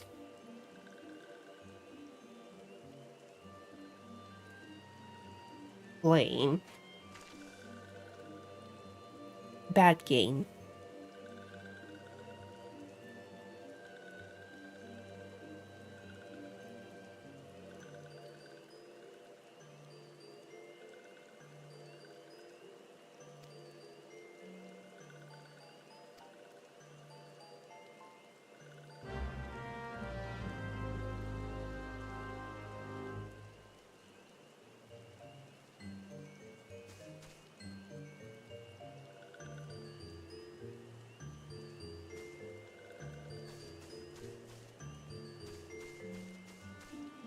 Uh...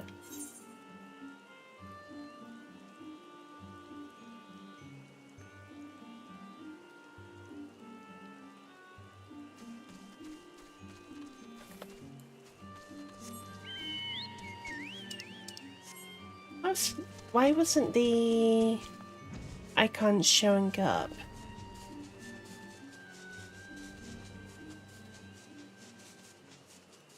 Till just then. Curious.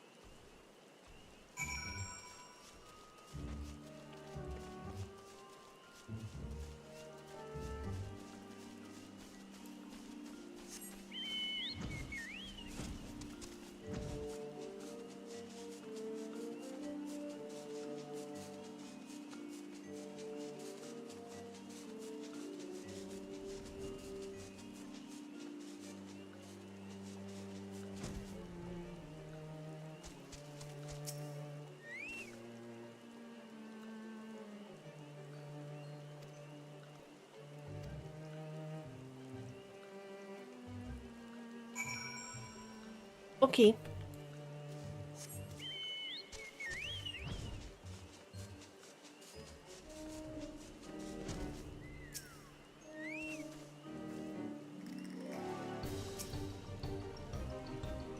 Oh, what?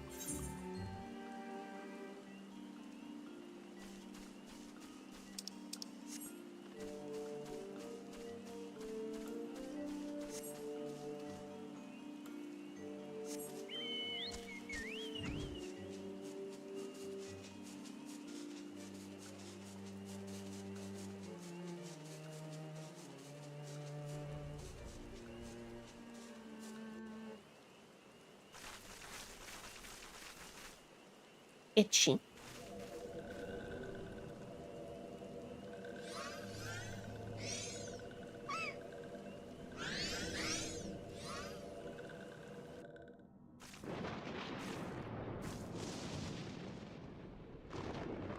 Thine order betrays thee, servant of Hyden.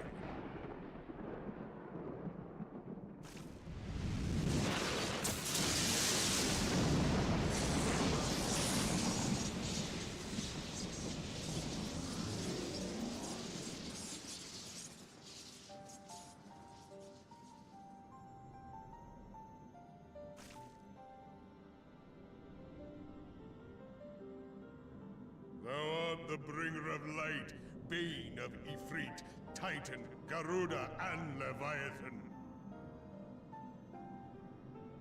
I Yep. am Ramu, guardian of the children of the forest. Thou tramplest upon sacred soil, bringer of light. By what right doth man intrude in this sanctuary of the sylphs?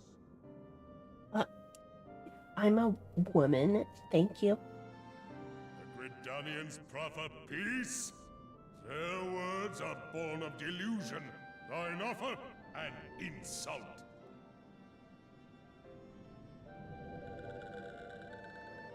Thou speakest of harmony, yet carest naught for my children's desires. They did but wish to dwell beneath these boughs in solitude. Yet even that was too much to ask of man. Thus did they turn to me for succor. The sentence I pronounce upon thy kind is just. Redanian or Garlean, it matters not. The good intent of one excuseth not the misdeeds of the other. Thy conflict hath brought naught but anguish and misery unto the forest. All blame doth lie with the darkness that resideth in the breast of man.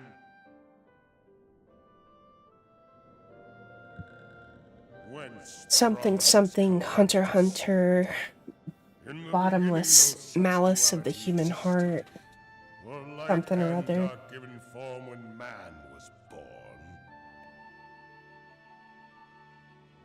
It would explain much, not least why strife and sorrow follow ever in thy wake. Thou canst not deny the urgings of thine own nature.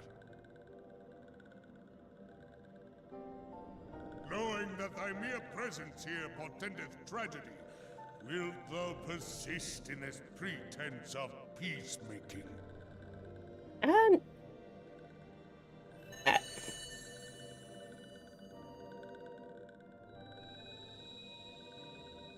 Thou bearest the crystal which I bestowed upon my wayward charges, that they should entrust so precious a gift to thee. Thou standest apart from thy kin. Thou art the bringer of light, aye, but there is something more in thee. Very well. I shall consider thy proposal, shouldst thou survive my trial. If thou wouldst champion the cause of harmony, I must have proof that thou art fit to play the role.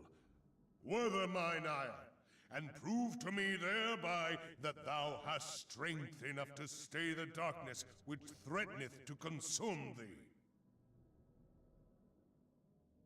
Yet if thou shouldst be found wanting, know that all men shall perish in the storm of my judgment.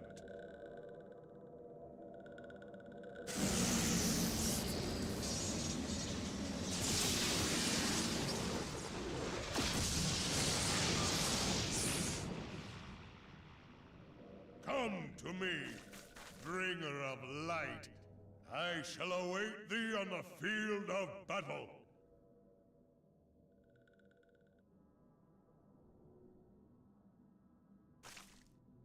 Urianger, it is rare indeed to find you so far from a tome.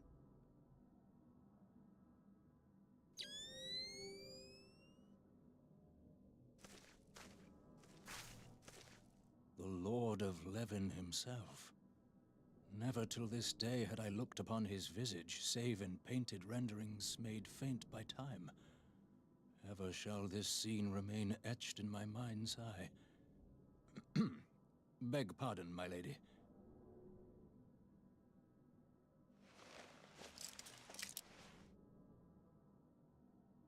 I must beg thine aid on a point of research.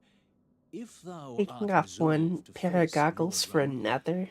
I would ask thy leave to observe the event.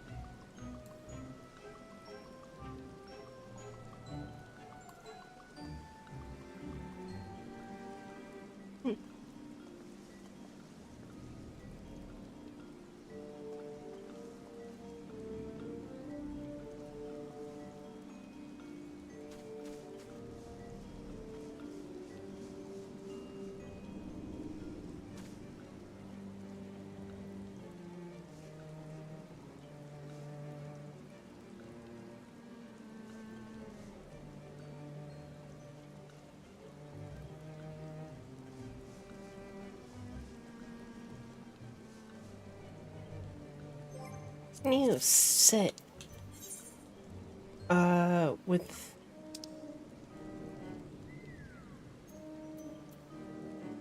an umbrella. No.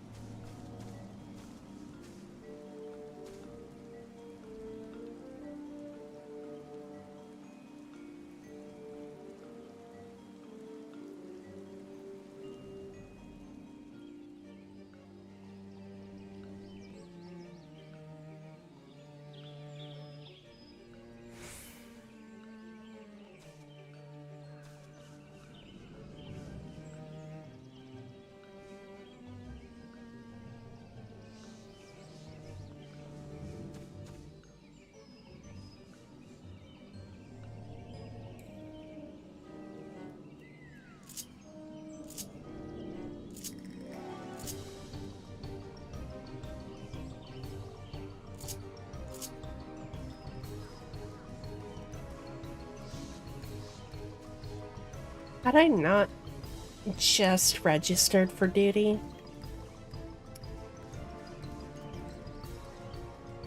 I do kinda need to use the bathroom.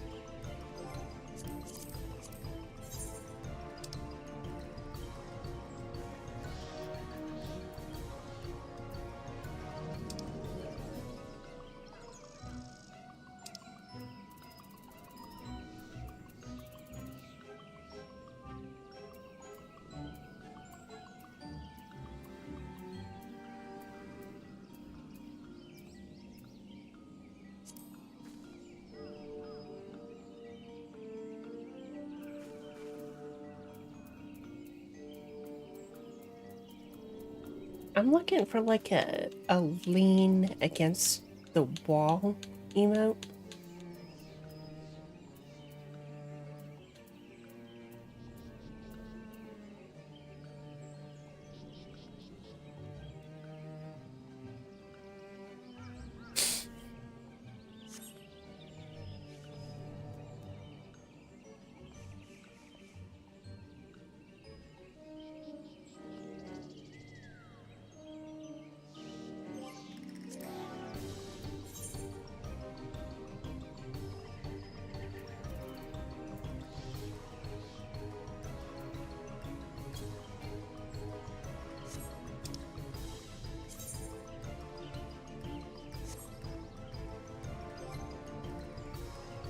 I do need to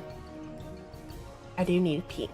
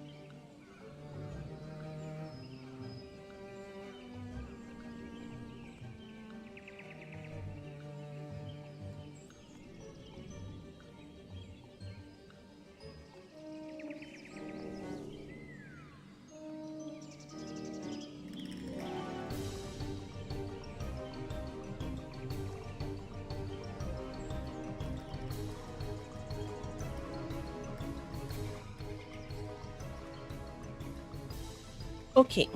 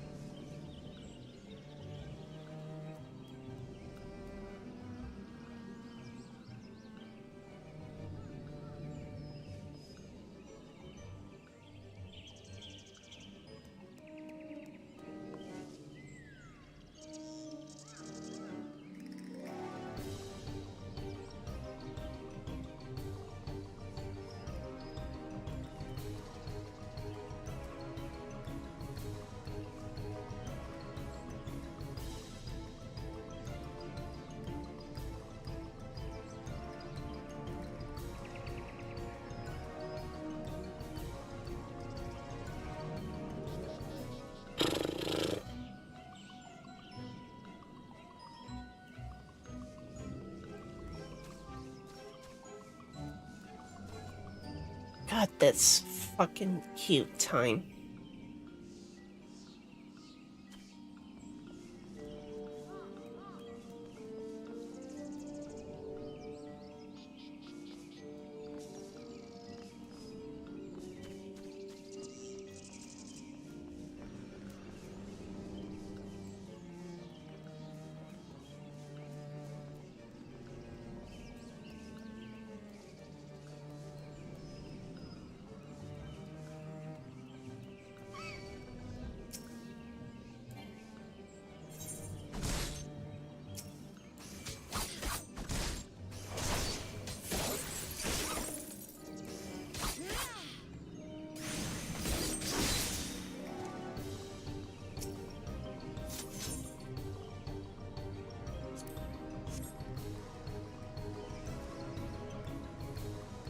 Um,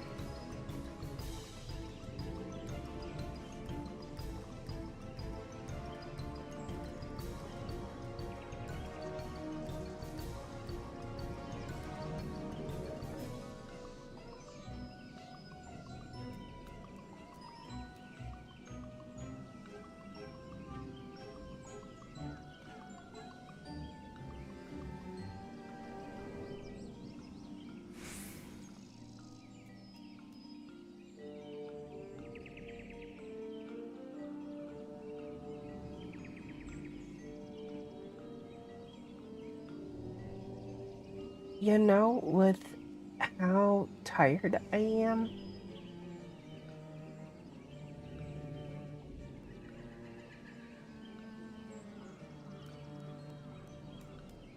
if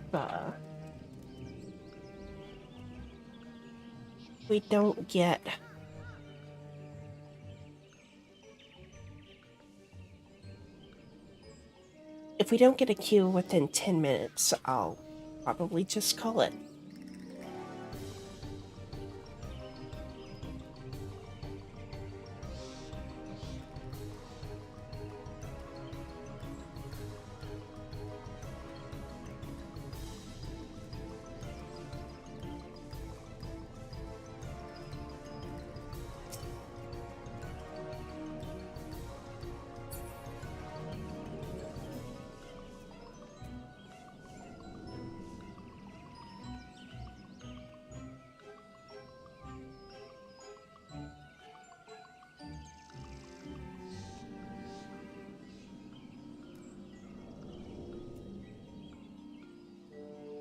Which it's looking like it might end up that way.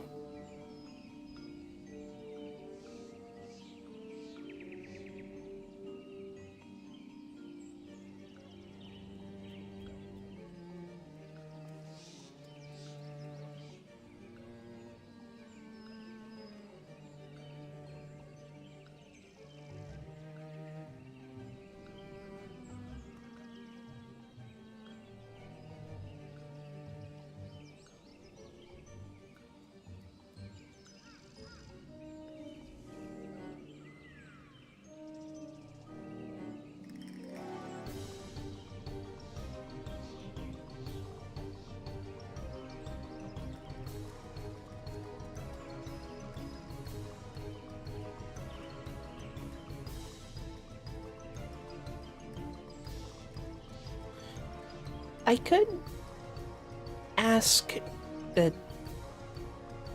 in-game chat.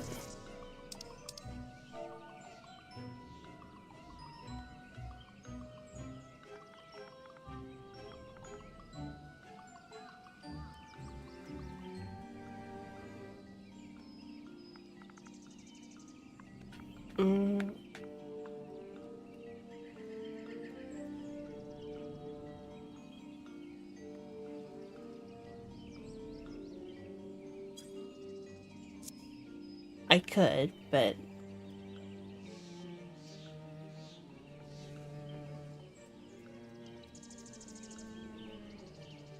I don't. I kind of want to just let it play out naturally.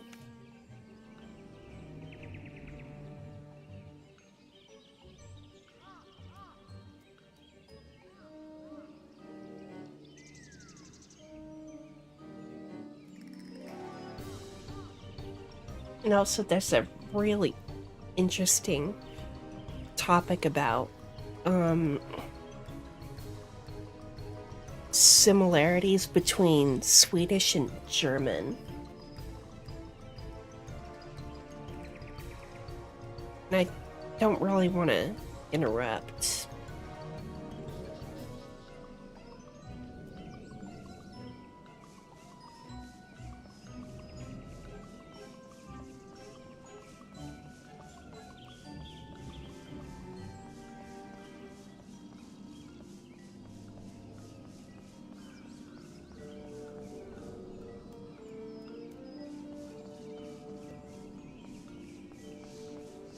I don't know why I'm running into the invisible wall. Which, I mean, I am aware that is what I'm doing. I don't know why I'm doing it, but I am aware. So...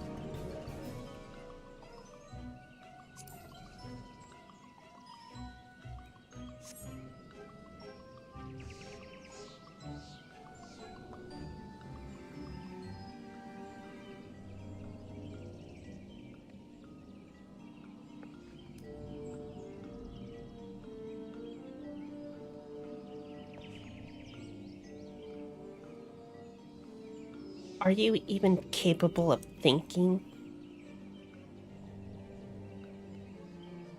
Or are you... Oh. Fucking... Dude. Fucking cute jump scare. I was talking... to bond with Curly.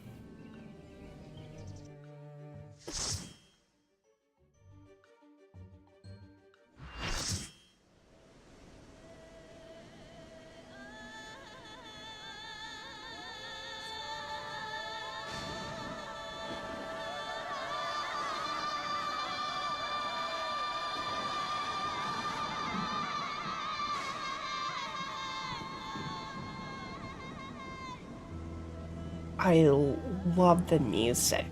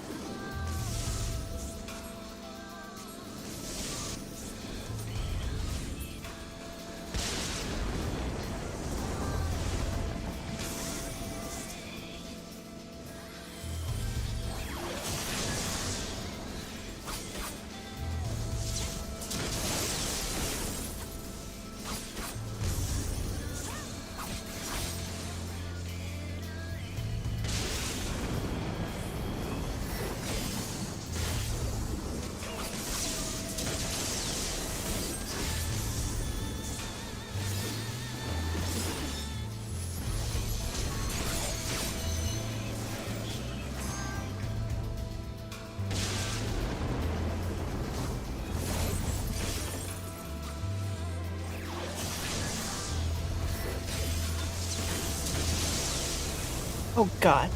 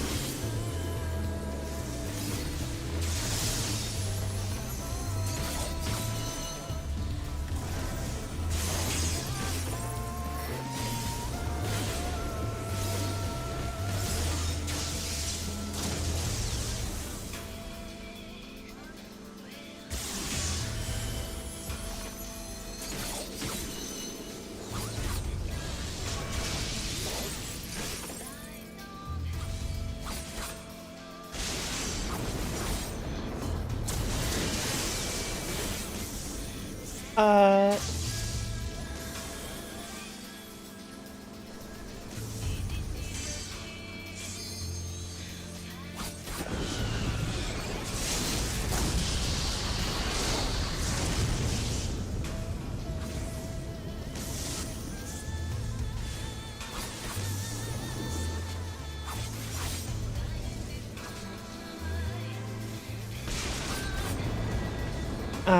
yeah, I need to do this one. What the shit?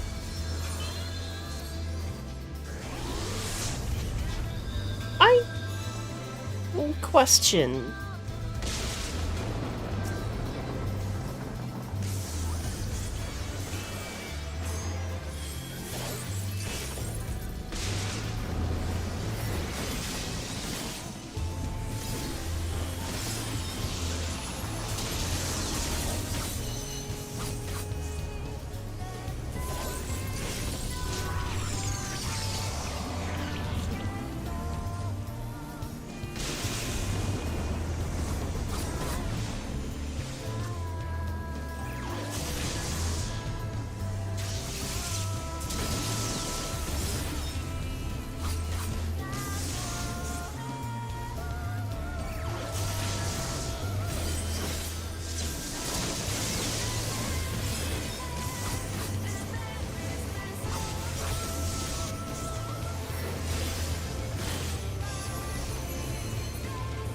Oh.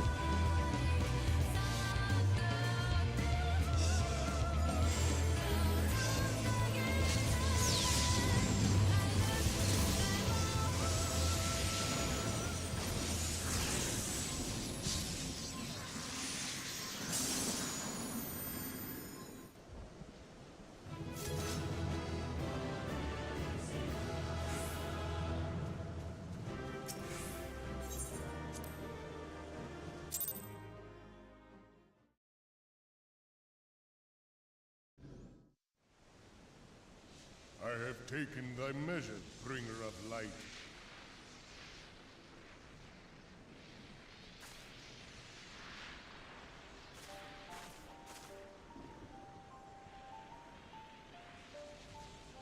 And I judge thee a worthy champion. The task of excising the sin that hath taken root in man's heart is thine.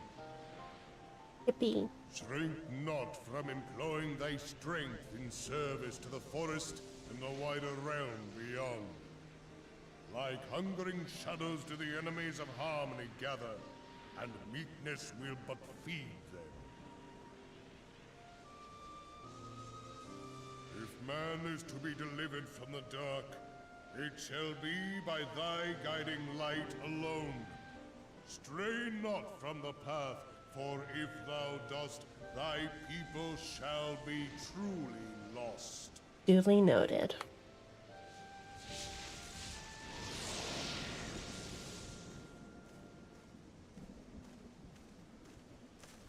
Thou hast slain the Lord of Levin. A regrettable act, but a necessary one.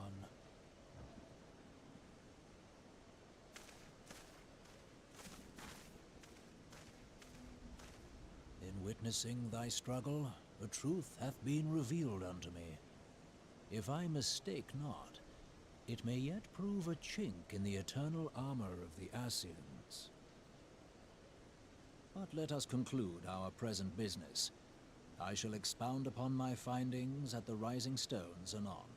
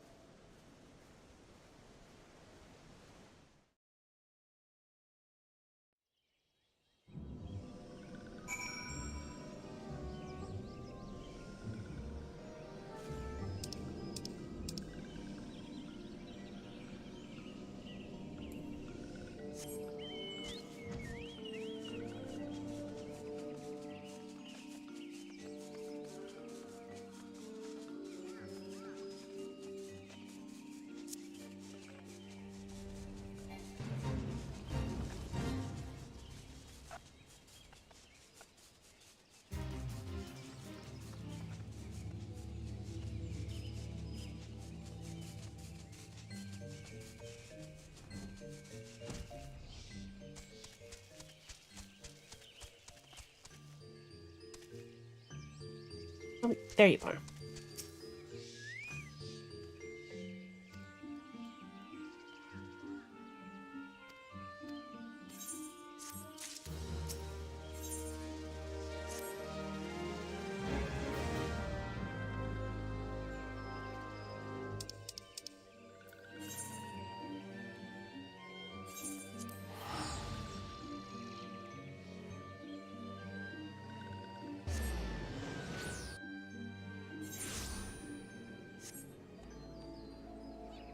Oh.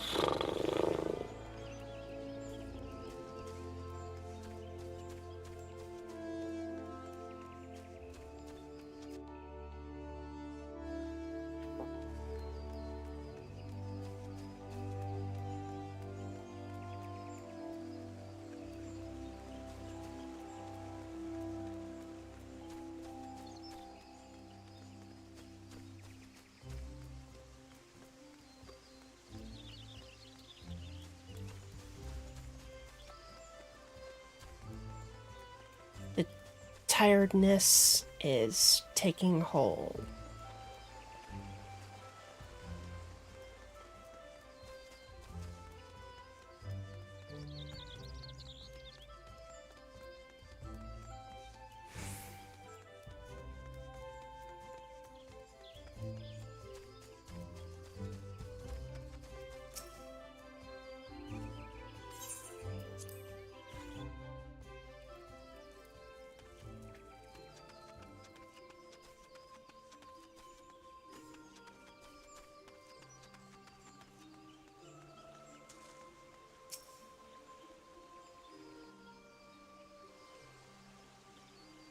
You are returned to us, dear friend, and none the worse for bearing the heavy burden which I did press upon you.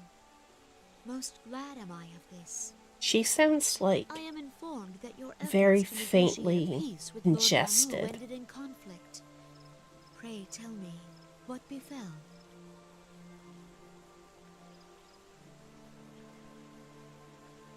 Ramu made trial of you? I fear there is truth to his claim. It is the darkness within us that attracts the darkness without.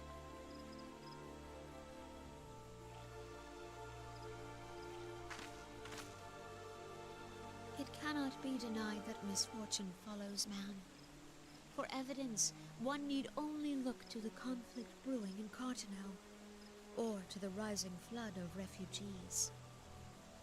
Our shared struggle against the Empire should have served to seal our union. Yet the ties which bind the Alliance strain under the weight of gross self-interest. As the scars of the calamity begin to fade, so too does our sense of common purpose. Yet now is scarce the time to forget our shared responsibility.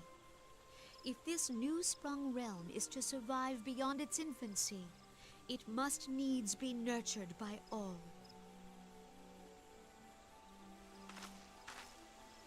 Eorzea must be as one. Yet I fear that dream is still far off.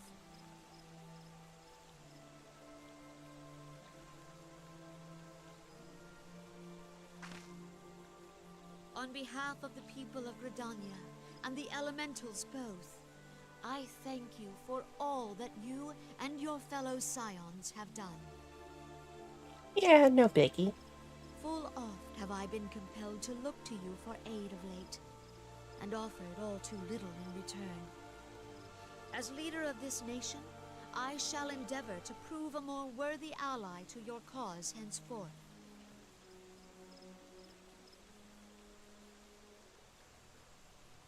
I mean, I could always be won over with Gil.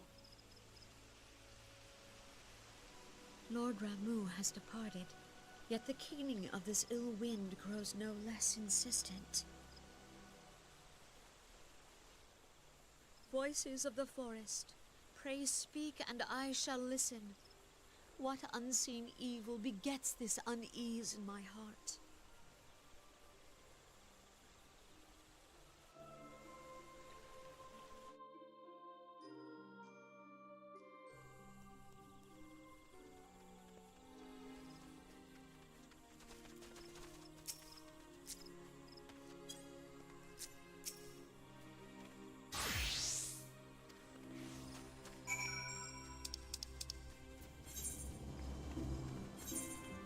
All right.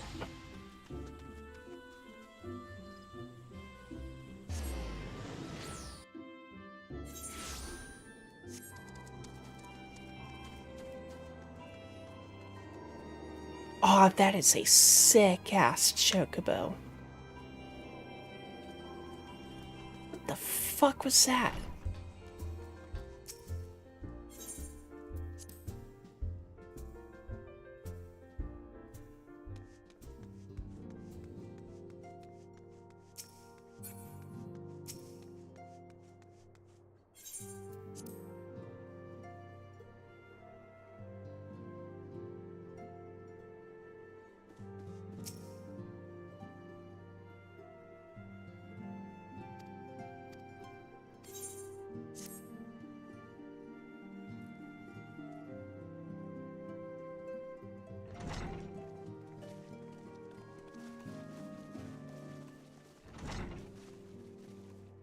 If everyone is ready, let us begin.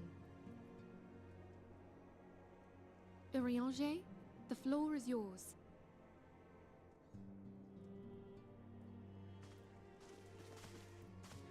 As all here assembled now know, in its final hours as our Order's headquarters, the Waking Sands did play host to a most unexpected visitor. I speak of the Ascian clad in white, Elidibus. Unwelcome though his presence was, his words that day did serve to confirm a truth long suspected, that the Ascians are eternal beings, to whom physical destruction is as a temporary inconvenience. In the intervening time, Urianger and I have striven to discover a means by which the Ascians might more permanently be slain. And 'tis my belief that we have found the thread that will allow us to unravel the twisted skein of their existence. In the moments prior to Leviathan's most recent manifestation, the Sahagin elder who summoned him was observed to undergo some manner of ascension. The etheric readings taken by Y'shtola at the time of this transfiguration have proven most enlightening. The disruption to the flow of ether was sudden and dramatic. So tangible was the agitation, I scarce had need of my goggles.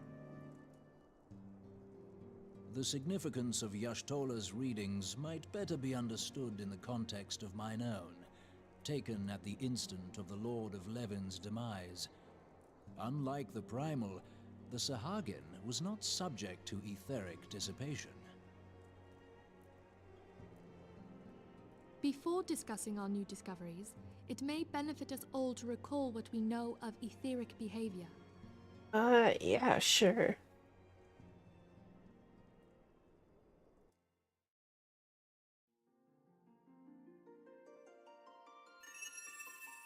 let us begin at what some might call the end. When we who dwell in the material realm die, our spirits dissolve into the flow of ether and are returned to the ethereal realm. In turn, the restless energy which suffuses that plane streams back into our world, giving rise to new life. 'Tis as the heavens did decree, the way of all mortal souls. Twixt this world and the next do the ethereal currents swirl, bearing the very essence of life. Thus doth the cycle of birth, death, and rebirth continue unabated. One might call it a stream of life, if you will. Primals behave somewhat differently. In order to manifest and then maintain a physical presence in this realm, There's a Final Fantasy VII most reference. often in the form of crystals. Though they may seem to live, their flesh is but ether given shape.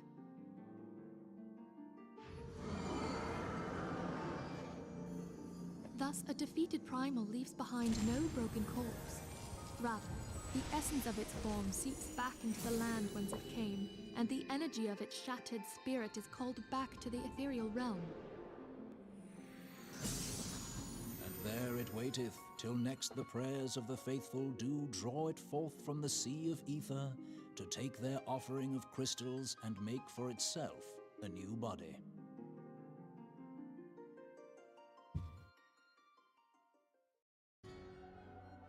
Which brings us on to the third group, the so-called immortals. They exist in a manner all their own. Quite. Even as the Sahagin Elder fell to the Admiral's musket shot, I witnessed the release of an ethereal cloud, which immediately took possession of a nearby minion. A soul that dissipateth not upon the death of the flesh. The secret of life everlasting. And in the claws of a Sahagin, no less.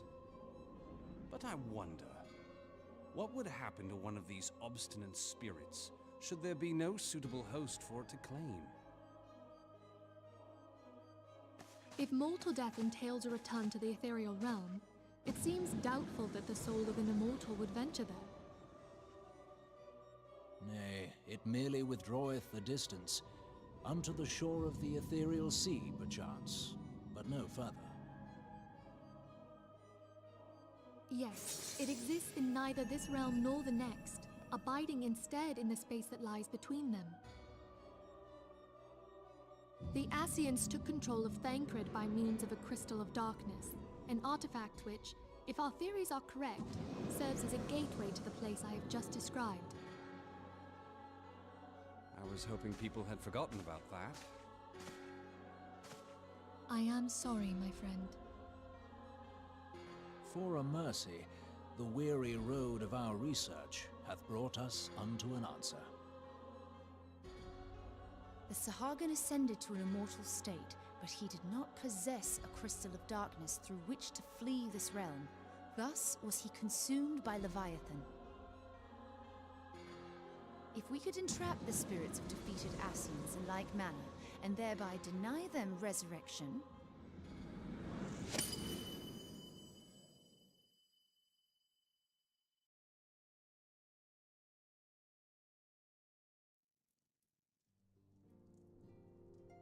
Therein lieth the path to victory.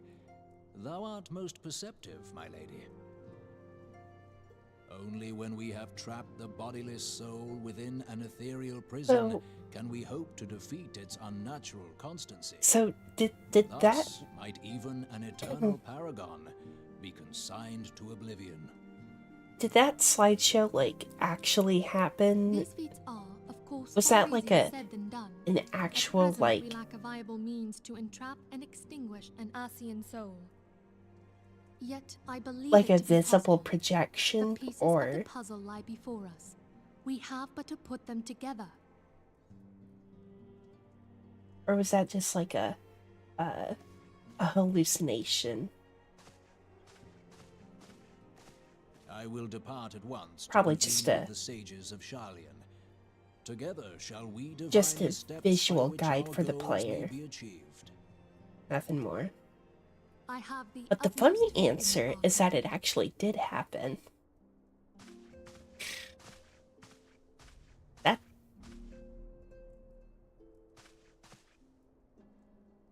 Beg pardon, antecedent, but I would raise one final matter. Even now, a Sharlayan survey party seeketh to ascertain the fate of the students of Baldessian. Their findings shall soon be known to us. Though you harbor feelings of dread, I bid you surrender not to sorrow, but abide instead in hopeful prayer. I shall, Archon. Thank you.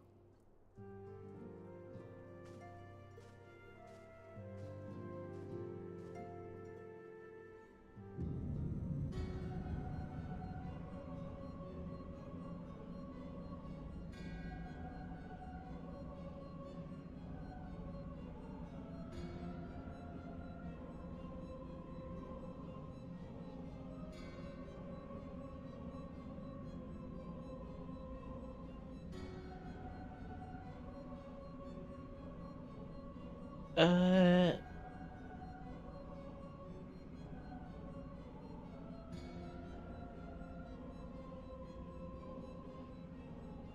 One servant ever stronger by the day.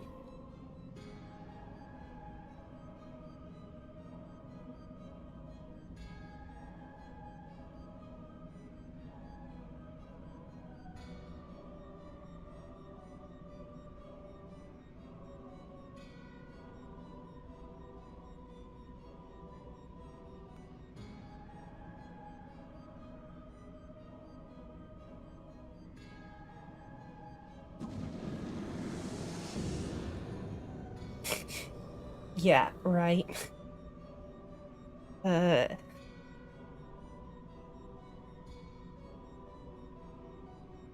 Oh, La Habrea's back.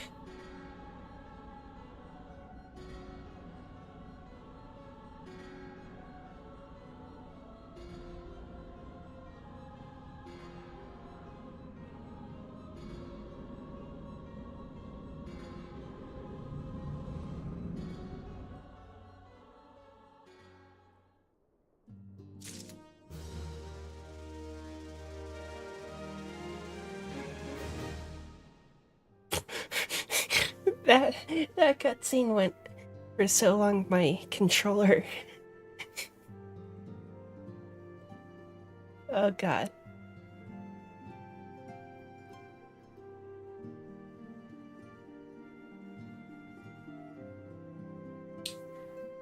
Um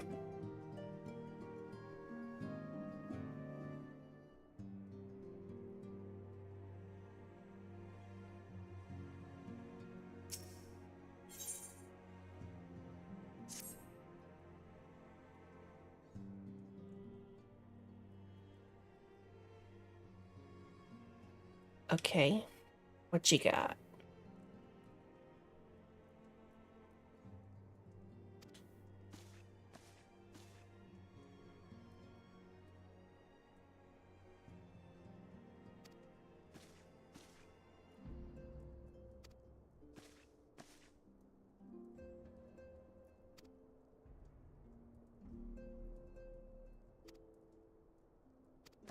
Yay.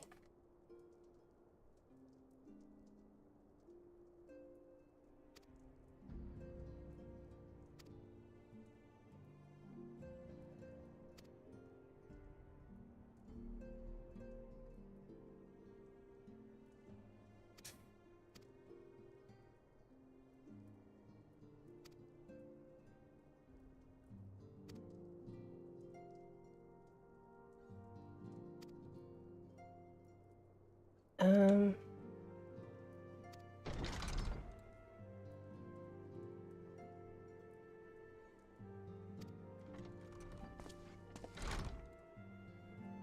Where have you been?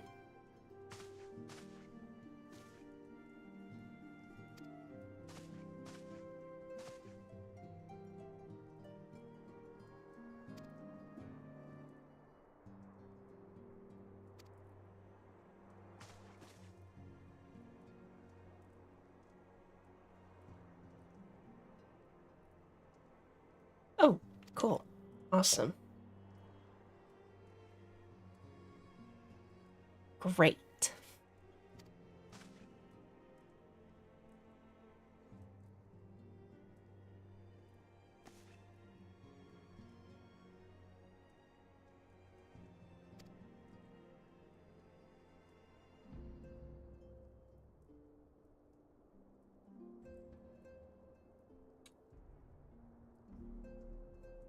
Ugh. I felt to sneeze.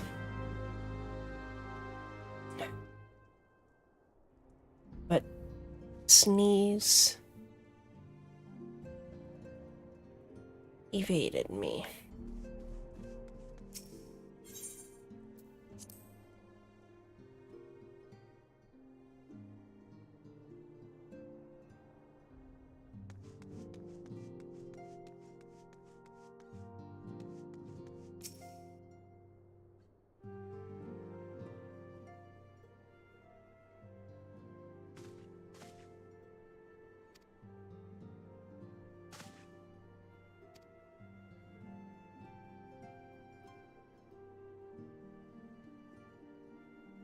Cool.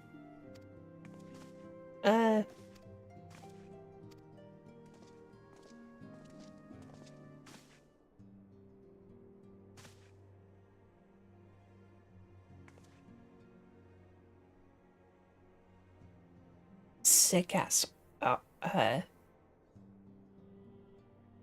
sick armor. It's like a, fucking, space marine ass.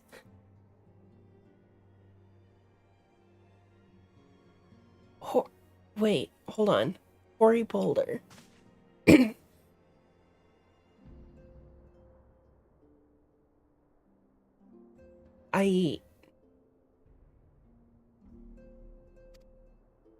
Where have I fucking heard that name? Hoary Boulder, yeah. Okay, right, yeah, I think you've probably talked about him.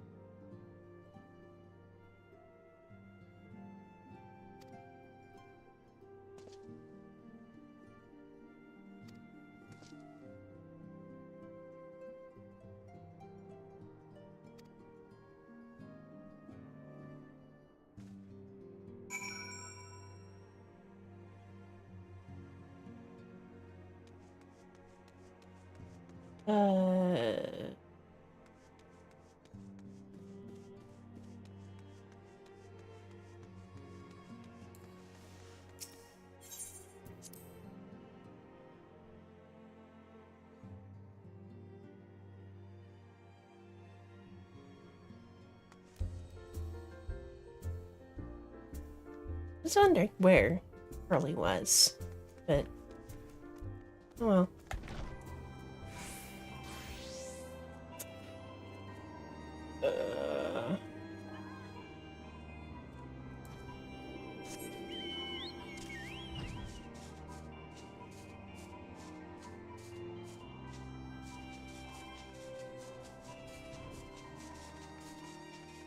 Oh, it's just right down here. Okay.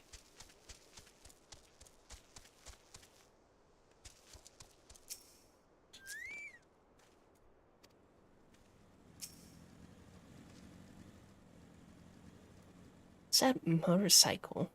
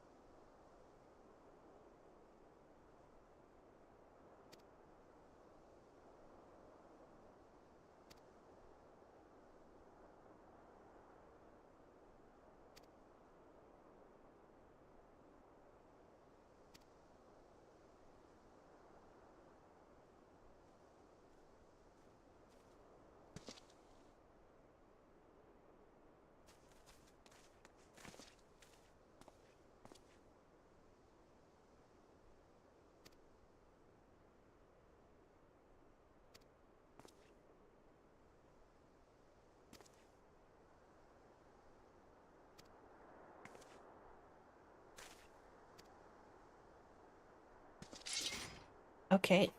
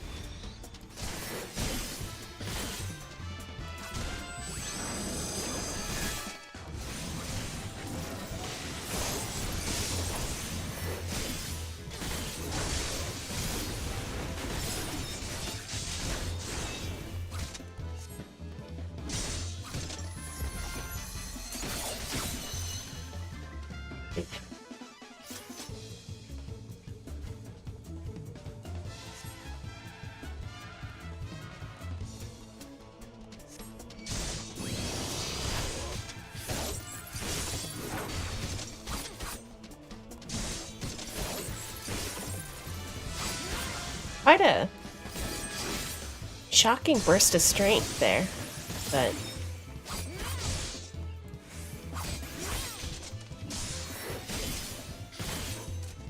oh.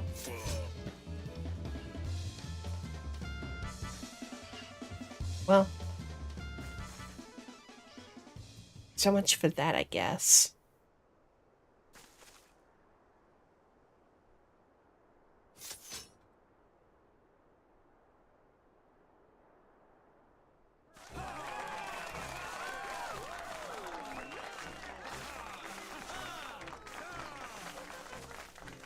That's just that's fucking bargain bin Cloud. Fucking, we've got Cloud Strife at home.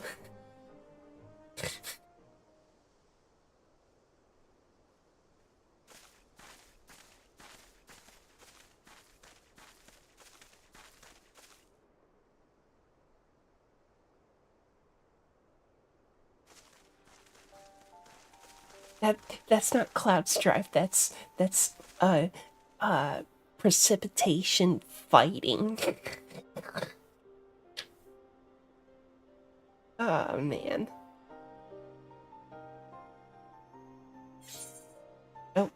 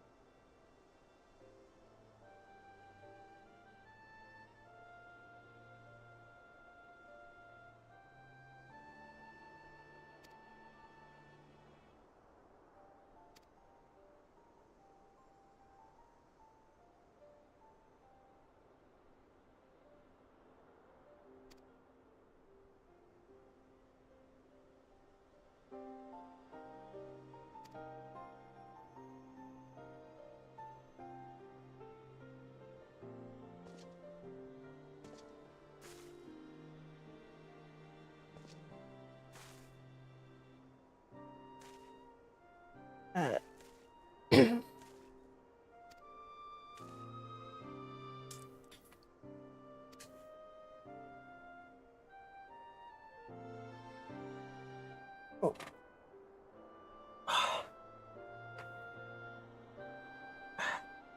Let me just casually break my neck real quick.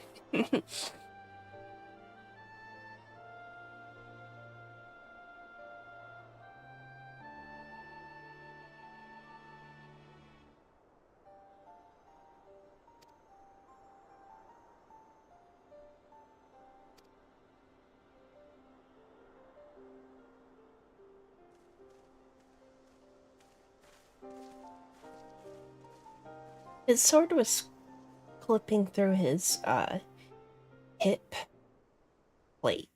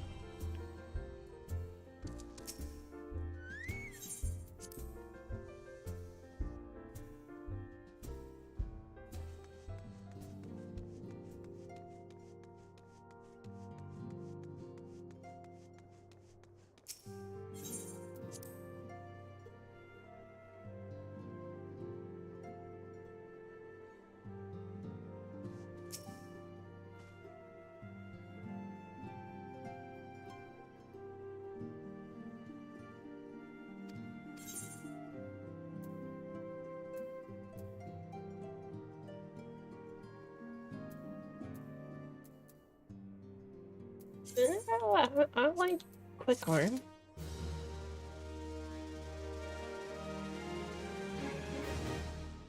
I may call it there though.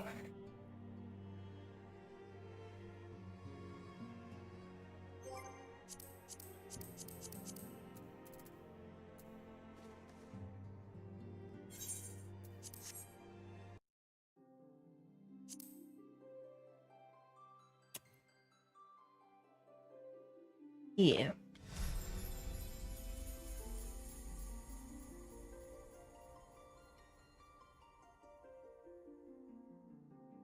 About how much more of the main scenario is left?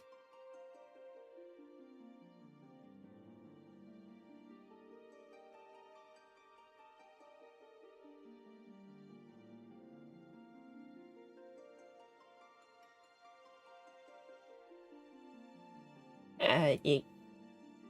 Oh, we'll talk. We can talk after. But I should be getting close, right?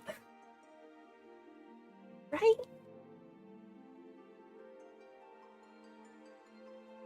I'd hope I'm getting close. Anyway, that's it for me.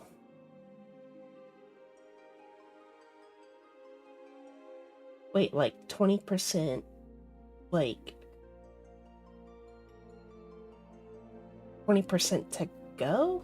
20% remaining? Like,